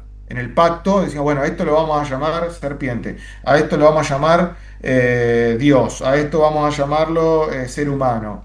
Esto, en como el principal recurso intelectual que tenemos, que es el lenguaje nos sirve para construir todo este entramado, toda esta telaraña que construimos sobre las cosas, sobre una realidad que no conocemos, una telaraña frágil que se rompe, que hay que volver a tejer, esta telaraña que construimos sobre las cosas y a la cual llamamos verdad, a la cual terminamos llamando también realidad, que la construimos intelectualmente, a partir de estímulos muy parciales, a partir de estímulos sesgados, a partir de una pizca de la realidad que no es toda la realidad. ¿Sí?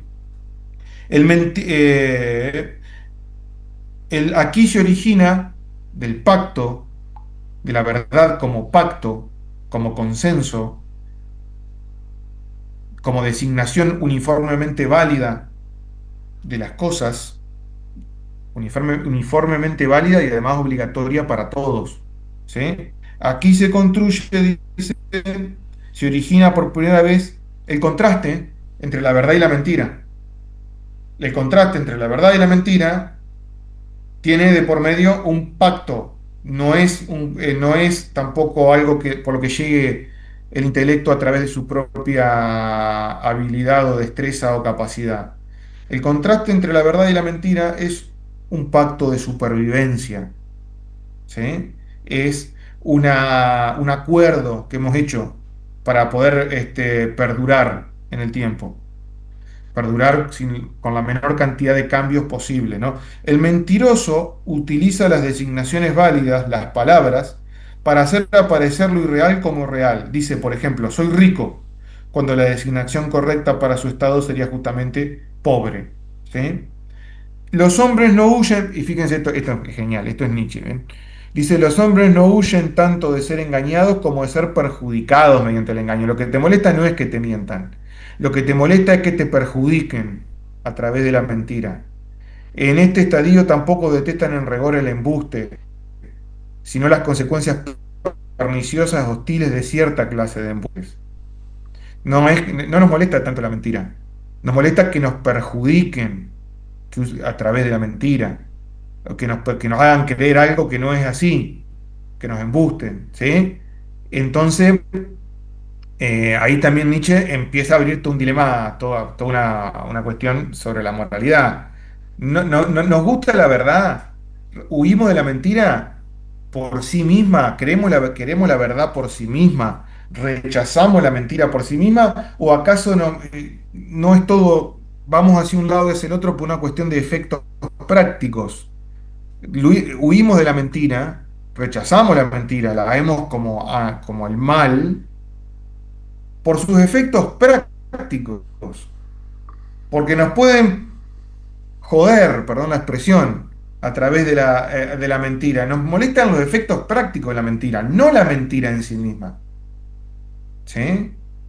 Eh, y ansiamos, dice, las consecuencias agradables de la verdad, aquellas que mantienen la vida. Es indiferente el conocimiento puro y sin consecuencias, ¿no? Esto está discutiendo con una larga tradición de la filosofía. No es que uno busca el saber, el conocimiento per se, el saber por el saber, que uno es un animal que tiende hacia a buscar el saber, como esto está yendo al núcleo de la filosofía, ¿no? De la antigua Grecia para acá. No somos buscadores que anhelamos, amamos el conocimiento por el conocimiento mismo. Dice, nos es indiferente el conocimiento puro y sin consecuencia. ¿Sí? Pablo, Eh, sí, justamente en este punto me hace acordar que discute, entre otras cosas, el concepto de Aristóteles. Cuando empezamos a leer metafísica, justamente dice lo contrario: el hombre tiene una tendencia, al palabras más, palabras menos, a la búsqueda de la verdad, y empieza a ir haciendo todo su razonamiento en metafísica. está discutiendo con eso. De hecho, Foucault lo toma, tiene el primer curso que él da en el Collège de France, que es Lecciones sobre la voluntad de saber. El primer capítulo, la primera clase de ese curso que está desgrabada, toma justamente lo que vos estás diciendo, Roberto. Cómo discute con esta idea del saber por el saber. Dice, no, el saber es un... El saber, bueno, después tenemos que empezar a distinguir un poco las palabras, pero dice, el saber no es anhelado por sí mismo, es anhelado por sus efectos prácticos, por si sirve, si es útil, ¿sí? Es anhelado por sus efectos prácticos, porque nos permite eso, conservar la vida, la fragilidad en la que estamos, al no tener distintas herramientas de supervivencia, tenemos que inventar el saber y inventar el saber no individualmente, inventar el saber y estatuirlo dentro de un todo social, dentro de una congregación, porque si no, no nos podemos preservar, no nos podemos preservar nuestra propia fragilidad, ¿sí? Entonces valoramos el saber por sus efectos útiles, no por sí mismo, ¿sí? Ujú. Bien. Y hay una cosa más, acá me voy un segundo, ya vuelvo, me voy un segundo, no me voy yo, me voy del texto este y ahora volvemos. Porque acá hay otra cosa que me es importante tener en cuenta, que Nietzsche la hace en la Gaia Ciencia sobre todo, o en la ciencia jovial, que es que el conocimiento, nosotros creemos que el conocimiento surge de una posición desinteresada, así que tomamos el saber, nos inclinamos al saber por el saber mismo, estamos presuponiendo que en nuestra propia voluntad hay un desinterés. Me interesa el saber por el saber mismo, no por otra cosa, por sus efectos, por su viabilidad, por sus consecuencias prácticas. Y Nietzsche dice, el conocimiento no emerge del intelecto, de un intelecto que busca una pureza nociológica. El conocimiento emerge de una lucha entre los instintos. Y acá hay algo interesante porque hay un diálogo como subterráneo con Spinoza. Lo tienen Spinoza, Baruch de Spinoza es el gran filósofo. Baruch de Spinoza, sobre todo la ética demostrada según el orden geométrico, el capítulo 4 de ese libro, pero es de una potencia. Miren, yo no lo puedo dar acá, pero léanlo porque Spinoza es un gran transformador es una entrada, No un antes y un después. entendemos todavía, Pablo, por qué en este doctorado se lo tiene censurado.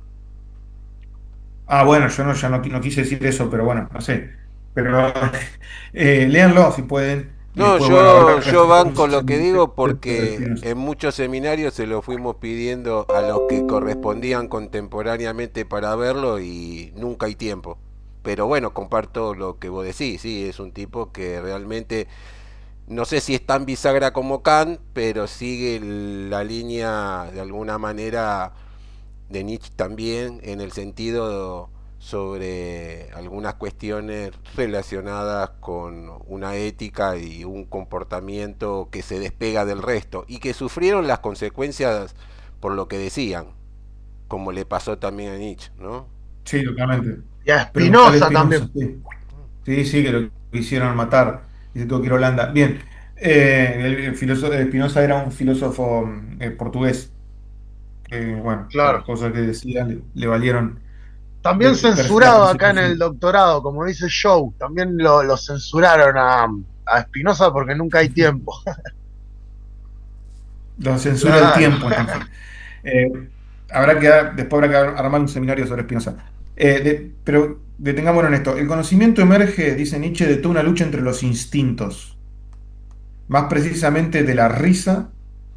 ¿Se acuerdan que Foucault hablaba un poco de la risa que da esto? ¿Se acuerdan? Decía la risa que da al leer la enciclopedia china de Borges. Dice, el conocimiento emerge como de tres instintos enfrentados. La risa, la deploración o el rechazo y el odio. Los tres instintos se enfrentan y combaten, cada cual con una visión parcial sobre un asunto cualquiera, y cada uno queriéndose imponer sobre los otros. De este choque frontal entre los conocimientos surge la chispa entre los instintos, del choque frontal entre la risa, la deploración y el odio. Yo no sé si a usted le ha pasado alguna vez que hay cosas que fenómenos de la realidad, digo, tratemos de bajar esto a tierra, que uno no sabe si odiarse, si odiarlo cuando lo tiene frente a sí, si reírse o rechazarlo y decir esto no tiene nada que ver conmigo. A veces nos pasa con ciertos fenómenos, o no, con ciertos Estás fenómenos de hablando, la realidad perdón, que no estás sabemos. hablando de la realidad política actual. Todos Puede los ser, no días. sé, no sé, eso lo dejo a criterio. Pero nos pasa que no sabemos si reírnos, si llorar, si odiar, si rechazar. Hay una lucha de instintos ahí. Hay una lucha de instintos. Piensen en cualquier situación, ahí lo dejo a criterio. Piensen en Pasa cualquier. mucho en el chisme, profe, eso. Pasa mucho en el chisme, porque uno no sabe si Sí, bueno, reírse, si. sí, hay algo de la Ahí vulgaridad que está. tiene. Nietzsche Sí. dice, el conocimiento es vulgar. Es vulgar, circula ahí entre la vulgaridad, el chisme. Cuando se ríen de alguien, que no sabes si. Digo, hay mucho, pero dice, de esa lucha de instintos, vuelvo, la risa, la deploración y el odio, surge una chispa, que es la chispa del conocimiento, ¿sí? Y que llega de esa lucha, de esa volatilidad entre los instintos, llegan a un punto de estabilización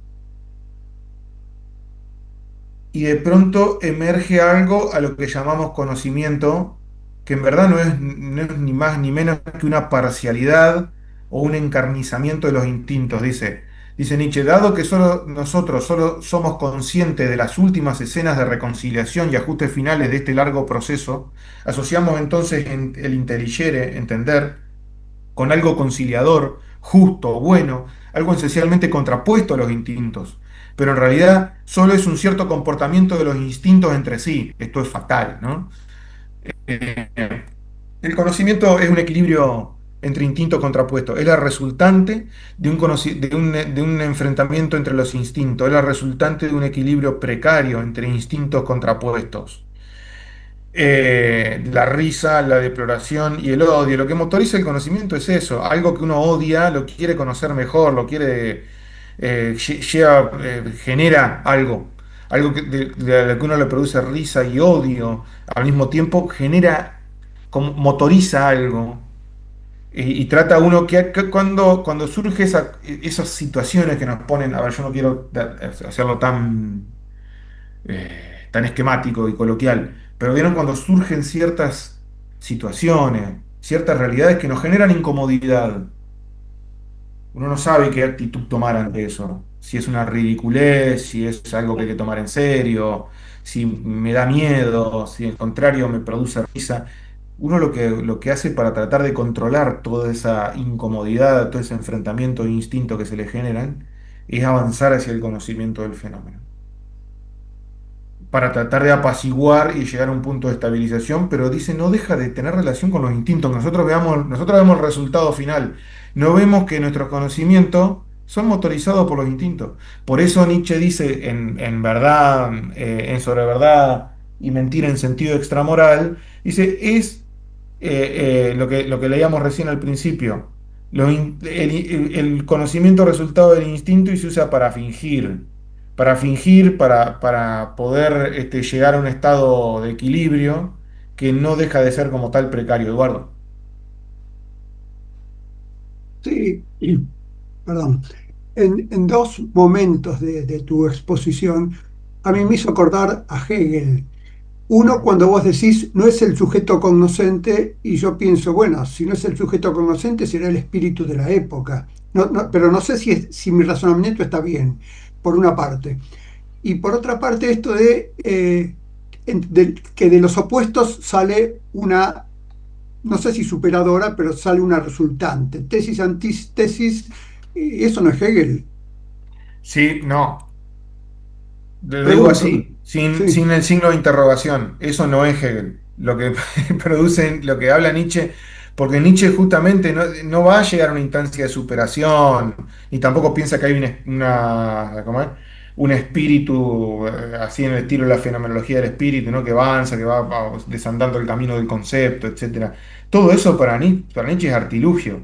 Es encontrar equilibrio, eso lo dice más adelante, ahora lo vamos a ver sobre verdad y mentira extramoral. Es como construir un castillo de naipe sobre un arroyo, sobre un torrente de agua. Dice, no, no dura, son todos artilugios que se utilizan para llegar a un estado de conciliación, a un estado de equilibrio, pero que están destinados a perecer, como todas las invenciones del intelecto, porque el intelecto no sale sino de una, insisto, de una lucha entre los instintos. ¿Sí?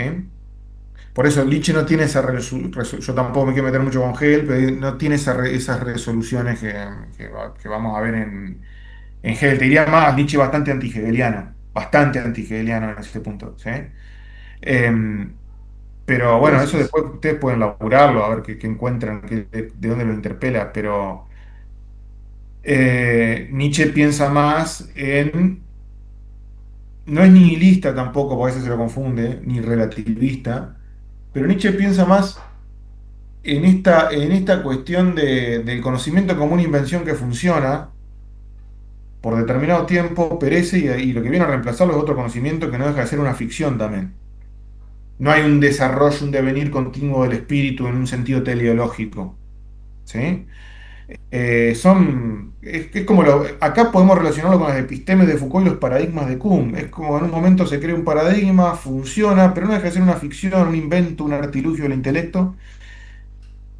Ese artilugio en un momento se cae y surge otro. Por eso Nietzsche no hablaba del nihilismo o relativismo, sino de la trasvaloración de los valores. Y bueno, pleguemos los valores y construyamos valores nuevos, conocimientos nuevos que potencien la vida en este mundo y no avanzar hacia un estado superior, sino que simplemente ver que nos permite potenciar más la vida en este mundo, porque hay momentos donde los valores que creamos para sobrevivir, para supervivir, se nos vuelven en contra. Eso le pasa sobre todo al filósofo. El filósofo es una figura que vuelve los instintos contra sí mismo. En vez de sacarlos para afuera, en vez de sacar la violencia para afuera, en vez de sacar cuando algo le produce risa, en vez de ir y destruirlo, cuando algo le produce odio, en vez de ir y correrlo y destruirlo, el filósofo lleva todos esos instintos y es el gran personaje eh, de todo esto, el gran actor en todo esto, que lleva todos esos instintos hacia sí mismo, los vuelve contra sí mismo, y ahí produce la filosofía del conocimiento, ¿no? Y dice, son los más grandes saberes, ¿no? Los saberes más pretenciosos, ¿no? Que son los de la filosofía. Sin embargo, dice el filósofo olvida, y esto lo dice en el Zaratustra, que sus conocimientos son invenciones y fabricaciones. Dice, todo lo que existe debe amoldarse y plegarse a vosotros. Esto le dice Zaratustra a lo que llama los sapientísimos, ¿no? A los seres de la sapiencia. Todo lo que existe debe moldearse y plegarse a vosotros, así lo quiere vuestra voluntad. Debe volverse liso y someterse al espíritu, como su espejo y su imagen reflejada. Esa es toda vuestra voluntad, sapientísimos, una voluntad de poder. El conocimiento no deja de ser una voluntad de poder. Y acá llegamos a una cuestión fundamental. El conocimiento trata de alisar la realidad, homogeneizarla, hacerla una misma superficie para poder dominarla. El conocimiento aplana la realidad, el conocimiento construye estas verdades con pretensiones universales porque, para poder dominar mejor la naturaleza, la realidad del mundo. El conocimiento no es separable del instinto de dominación, ¿sí? No es separable de la voluntad de poder. Por eso, cuando arrancábamos hoy más temprano, decía esto, ¿no? No pensar, cuando Nietzsche dice voy a invertir, voy a torsionar, lo que ya sabemos, bueno, la verdad y el poder no son cosas antepuestas, no son principios antepuestos, se refuerzan mutuamente. Detrás de toda, o en toda búsqueda de verdad hay una búsqueda de poder, hay una ansia de dominación. Queremos la verdad por sus efectos prácticos, no por la verdad en sí misma. Queremos la verdad para dominar. ¿Eh? Queremos la verdad para dominarnos a nosotros mismos y para dominar a los demás. ¿Sí? La verdad como voluntad de poder. Alguien me está preguntando algo por el chat. A ver. El problema de si el pensamiento humano se le puede atribuir una verdad objetiva no es un problema teórico, sino un problema práctico. Bueno, bueno, no sé en qué sentido lo decís, Martín, pero Lo dice Marx, es bastante similar a lo que estás diciendo. ¿de quién? Marx es la segunda tesis sobre Feuerbach. Ah, puede ser. Donde el hombre tiende a demostrar la verdad, es decir, la realidad del poderío. Sí, claro, bueno, justamente la verdad es una práctica. La verdad se mide por sus efectos prácticos, ¿sí? Entonces, como les decía, cuando Nietzsche habla de la verdad, de la voluntad de verdad, está hablando de la voluntad de poder. Dice, esto lo dice Así habló Zaratustra también. Me he deslizado hasta el corazón de la vida y hasta las raíces de su corazón. En todos los lugares donde encontré seres vivos encontré voluntad de poder, e incluso en la voluntad del que sirve encontré voluntad de ser Señor.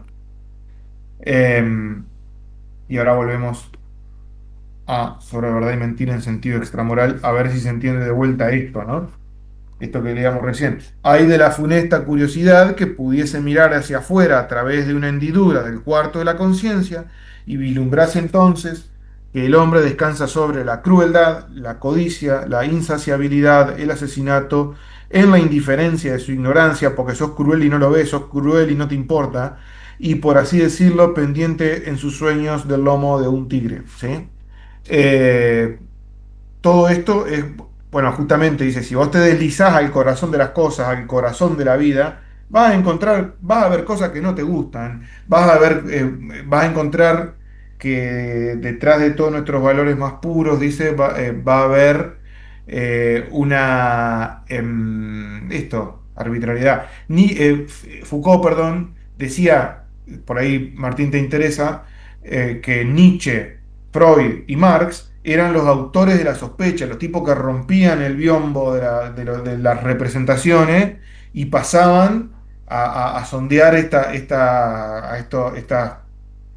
abismos, ¿no? Sobre los que estamos parados.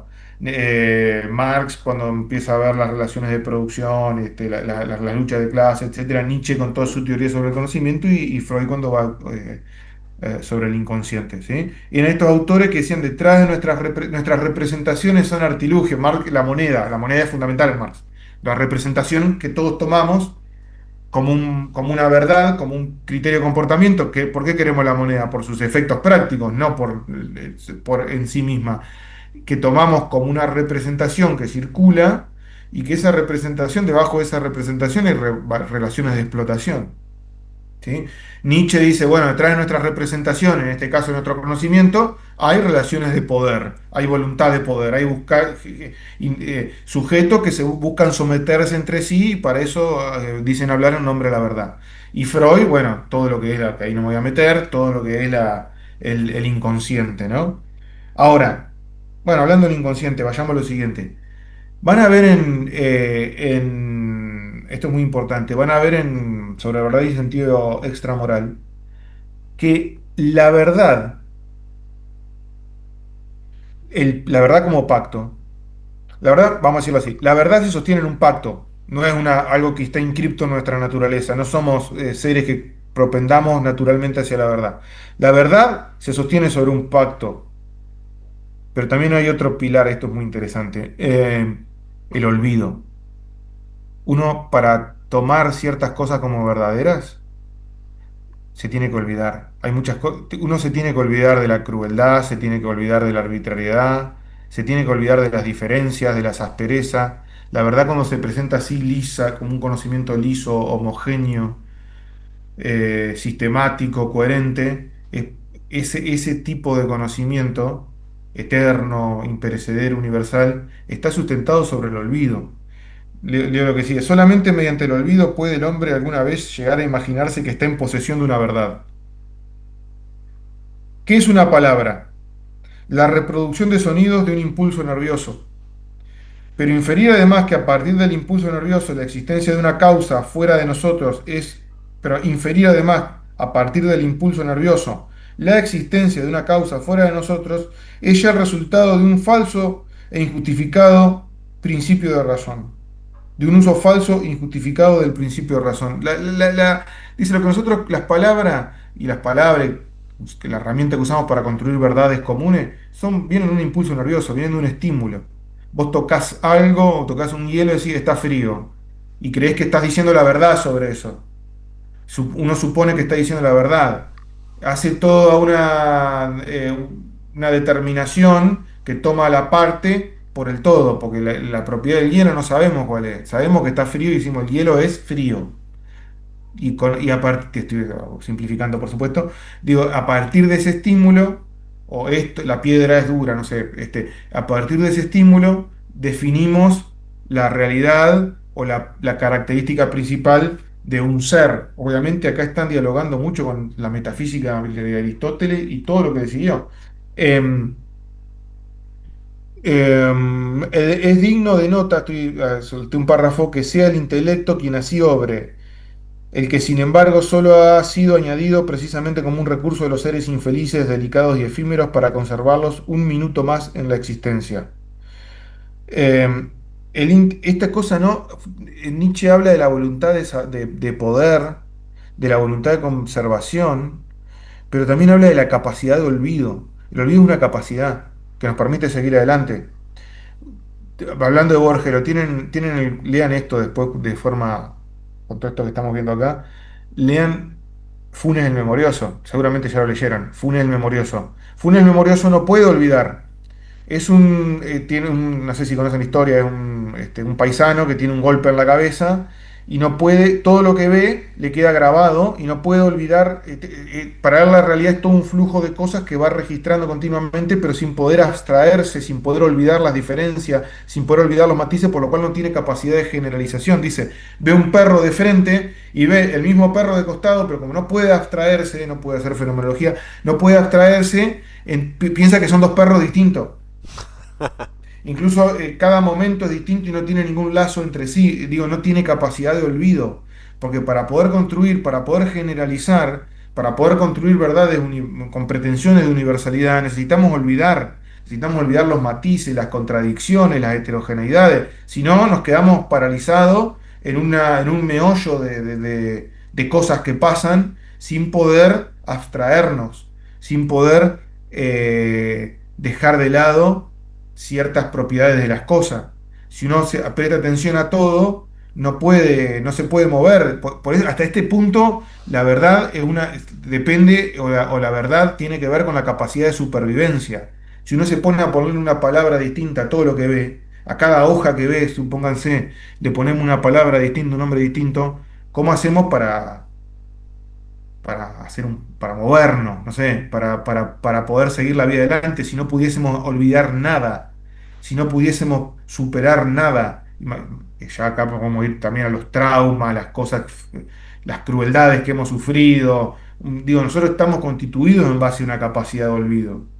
Si no pudiésemos olvidar las violencias que hemos sufrido, si no pudiésemos olvidar los disgustos, los malestares, no podríamos dar un paso, no podríamos sobrevivir.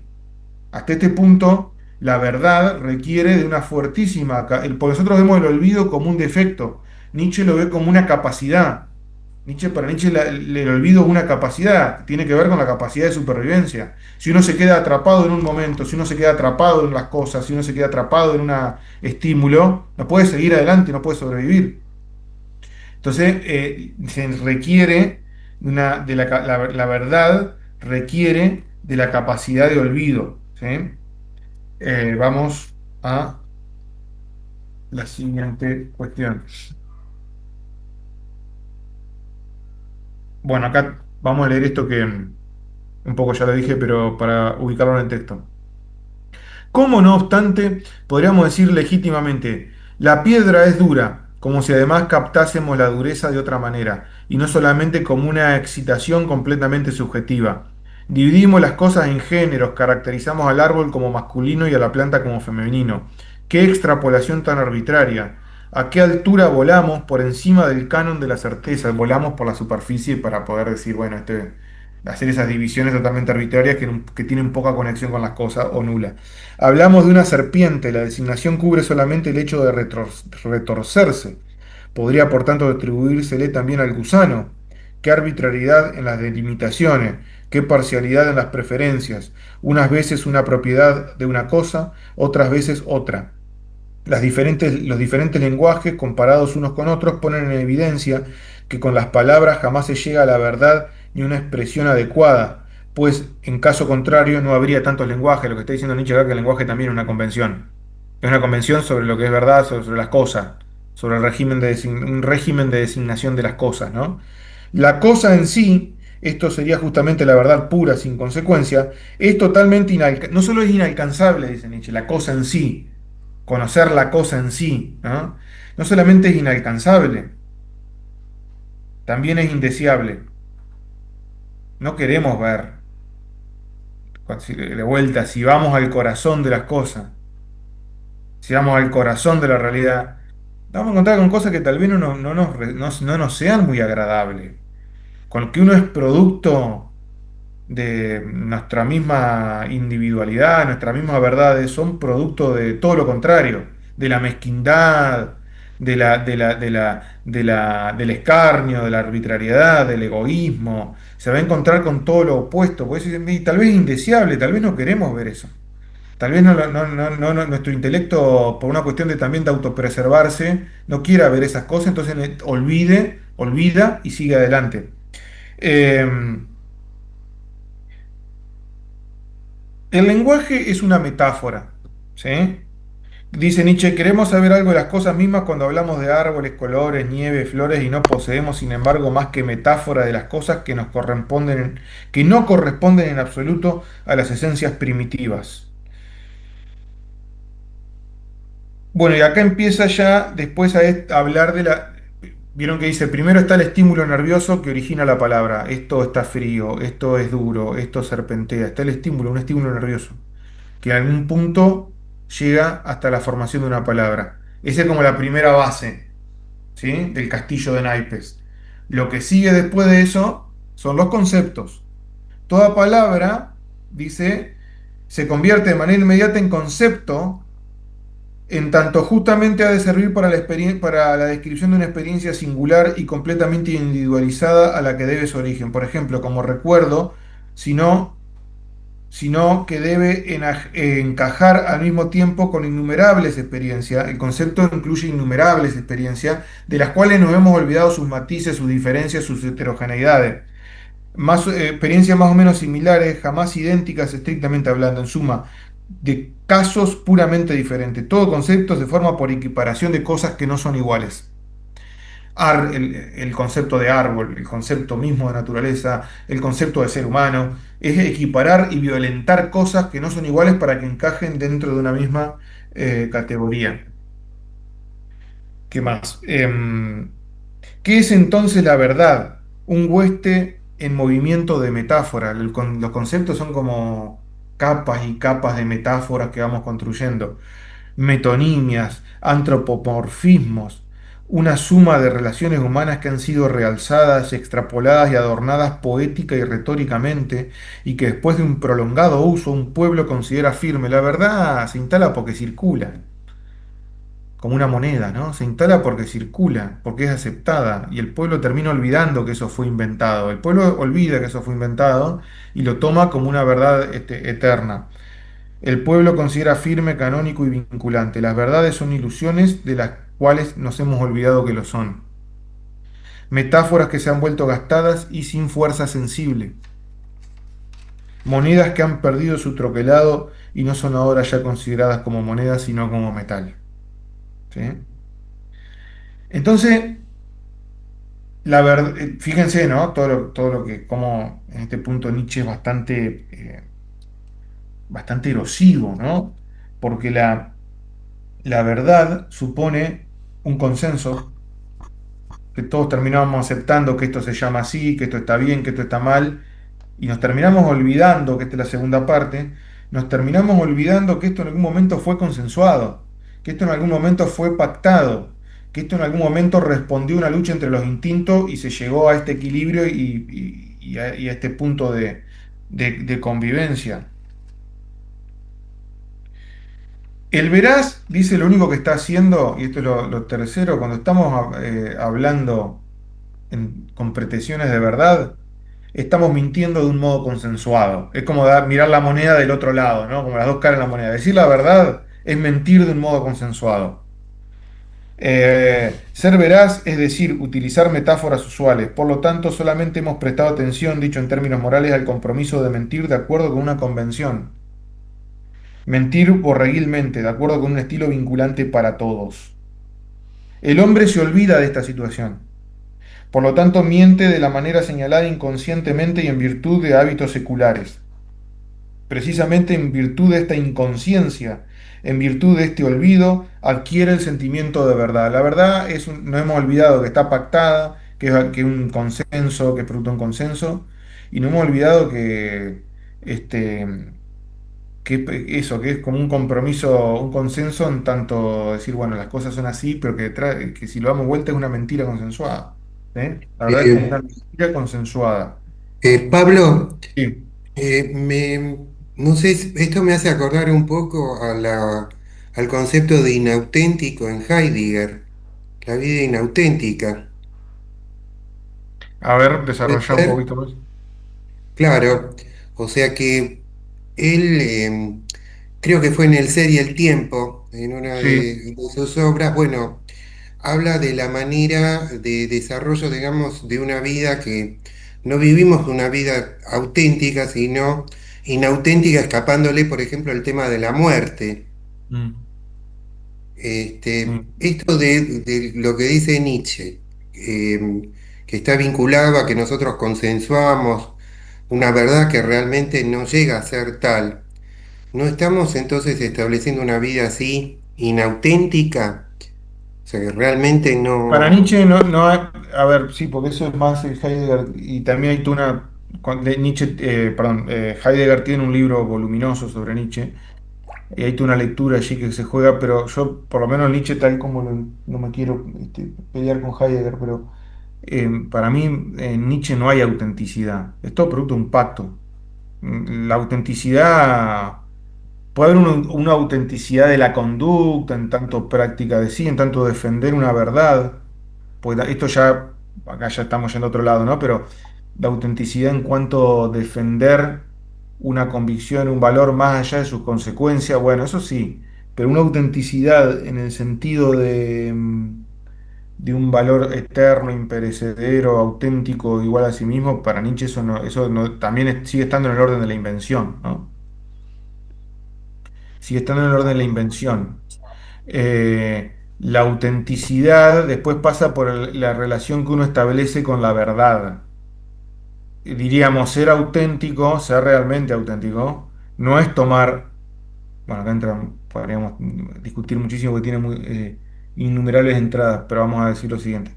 Ser auténtico no es tomar a la verdad por sus consecuencias, sino la verdad más allá, decir la verdad más allá de cualquier consecuencia. Decir la verdad, aunque te corten la cabeza, por decirlo de alguna forma, ¿no? Decir la verdad, incluso a costa del perjuicio propio y ajeno. Eso es ser auténtico. Ahí hay todo un coraje de la verdad, diría Foucault. ¿Sí? Eh, es toda una práctica que pasa por el orden de la ética. Bueno, creo que un ejemplo de eso es cuando él se empieza a separar de su mentor y empieza a plantearle las diferencias que él Mm, sentía y que él tenía y paga las consecuencias de dejar el mundo académico y de tener que vivir de sí, una sí, sí, pensión y sí. de tener que pasar por otras situaciones, pero manteniendo él su propia identidad, ¿no? Puede ser, sí. Bueno, Nietzsche era bastante parresiástico en ese punto, como diría Foucault. Porque después hay muchas lecturas de esto, de pensar la voluntad de verdad también como un ejercicio que requiere toda una transformación de sí mismo, incluso a costa de uno mismo, ¿no? Porque también se puede pensar, bueno, la verdad es verdad, bueno, por decirlo de alguna manera, la verdad es un artilugio, es cierto, la verdad es un artilugio, pero no significa que ese artilugio no se pueda usar en cierto momento en contra del poder o en contra de lo estatuido. ¿Sí? Bueno, yo tengo mi verdad, ojo con esto, no es, yo tengo mi verdad individual y voy a anteponer el poder, porque de hecho eso es mucho un señuelo, diría Foucault, ¿no? Y también siendo un poco Nietzsche, ¿no? La verdad de la que habla, hay como una verdad cuyo contacto no nos permite simplemente decir, bueno, construir un yo, construir una posición, sino que nos destruye o nos pone en jaque. Digo, digo, también hay una búsqueda de establecer una forma de establecer otra relación con la verdad. Pero no deja de estar no deja de estar atravesada por la voluntad de poder, por la voluntad de poder. La voluntad de poder también no es simplemente instinto de conservación. La voluntad de poder a veces puede ir contra el instinto, puede ir más allá del instinto de conservación y ponernos en un gran riesgo, pero por ese otro instinto que tenemos, que es ejercer el poder, incluso a costa de todos los riesgos y de todos los peligros. Tenemos como un instinto de ejercer el poder y de esta cosa de estar más allá, de que Nietzsche hablaba de la superación de sí mismo, ¿no? En el Zaratustra, de superarse uno mismo, ¿no? Pues no en el sentido como lo hablan hoy ciertas escuelas liberales, ¿no? De superarse uno mismo a costa de sí mismo, ¿no? Bueno, ahí también es otra relación con la verdad, ¿sí? Vuelvo a esto. Mientras que toda metáfora intuitiva es individual y no tiene otra idéntica y por lo tanto sabe siempre ponerse a salvo de la clasificación, el gran edificio de los conceptos ostenta la rígida regularidad de un columbarium romano e insufla la lógica del rigor y la frialdad peculiar de la matemática. El concepto óseo y octagonal como un dado y como tal versátil no es más que el residuo de una metáfora. Acá está con el martillo, vieron que Nietzsche dice que era filosofía del martillo, está con el martillo yendo de la filosofía y la ilusión de la extrapolación artística de un impulso nervioso. El concepto es, acá está discutiendo con Hegel también, es la extrapolación artística de un impulso nervioso en imágenes. Es, si no la madre, sí, sin embargo, el abuelo de cualquier concepto. ¿Sí? Es un residuo, una metáfora, es un castillo de naipe, una telaraña construida sobre, Nietzsche por ahí usa también metáforas como una telaraña, un castillo de telarañas construido sobre un arroyo que lo va desplazando y que en una situación de absoluta precariedad. Cabe admirar en este caso al hombre como poderoso genio constructor que acierta, escuchen esto es lo que quiero decir justamente, cabe admirar en este caso al hombre como un poderoso genio constructor que acierta a levantar sobre cimientos inestables y por así decirlo sobre agua en movimiento una catedral de conceptos infinitamente compleja. Eso es la filosofía. Ciertamente, para encontrar apoyo en tales cimientos debe tratarse de un edificio hecho como de telarañas. Por eso el conocimiento tiene que ser liviano, como una telaraña, si no se rompe. El flujo del agua, el flujo de la vida lo rompe. Suficientemente liviano para ser transportado por las olas, suficientemente firme para no desintegrarse ante cualquier soplo del viento. El conocimiento es como nosotros, Nietzsche tiene en Así habló Zaratustra, habla de las arañas, de las tarántulas, tiene toda una serie de metáforas vinculadas con el mundo animal. Dice, bueno, los filósofos, hay filósofos que son como arañas que están tejiendo la tela del conocimiento desde la propia boca, con la propia saliva, como las arañas están tejiendo, pues son tela, es una telaraña que se la lleva el agua, que tiene que ser liviana, pero a la vez tiene que estar más o menos con cierta estructura para poder flotar en la superficie, para flotar en la superficie, sin saber qué hay abajo, sin saber para dónde vamos, sin saber cómo termina, sin ninguna pretensión de universalidad. Y ahí Nietzsche trata, fíjense, porque Nietzsche tiene todo este juego, ¿no? Uno no puede decir, bueno, pero entonces todo relativo, no hay como un punto de llegada, un lugar donde estacionarse. Porque Nietzsche lo que dice, bueno, reconozcamos, no es que los conceptos están mal, hay que tirar todos los conceptos a la basura, nuestros valores no sirven para nada, hay que vivir en una especie de nube de gas, ¿no? Sin saber dónde está uno parado. No, dice, reconozcamos que el ser humano, el hombre, como bueno, hasta habla de esos términos, es un ser, dice, artísticamente creador.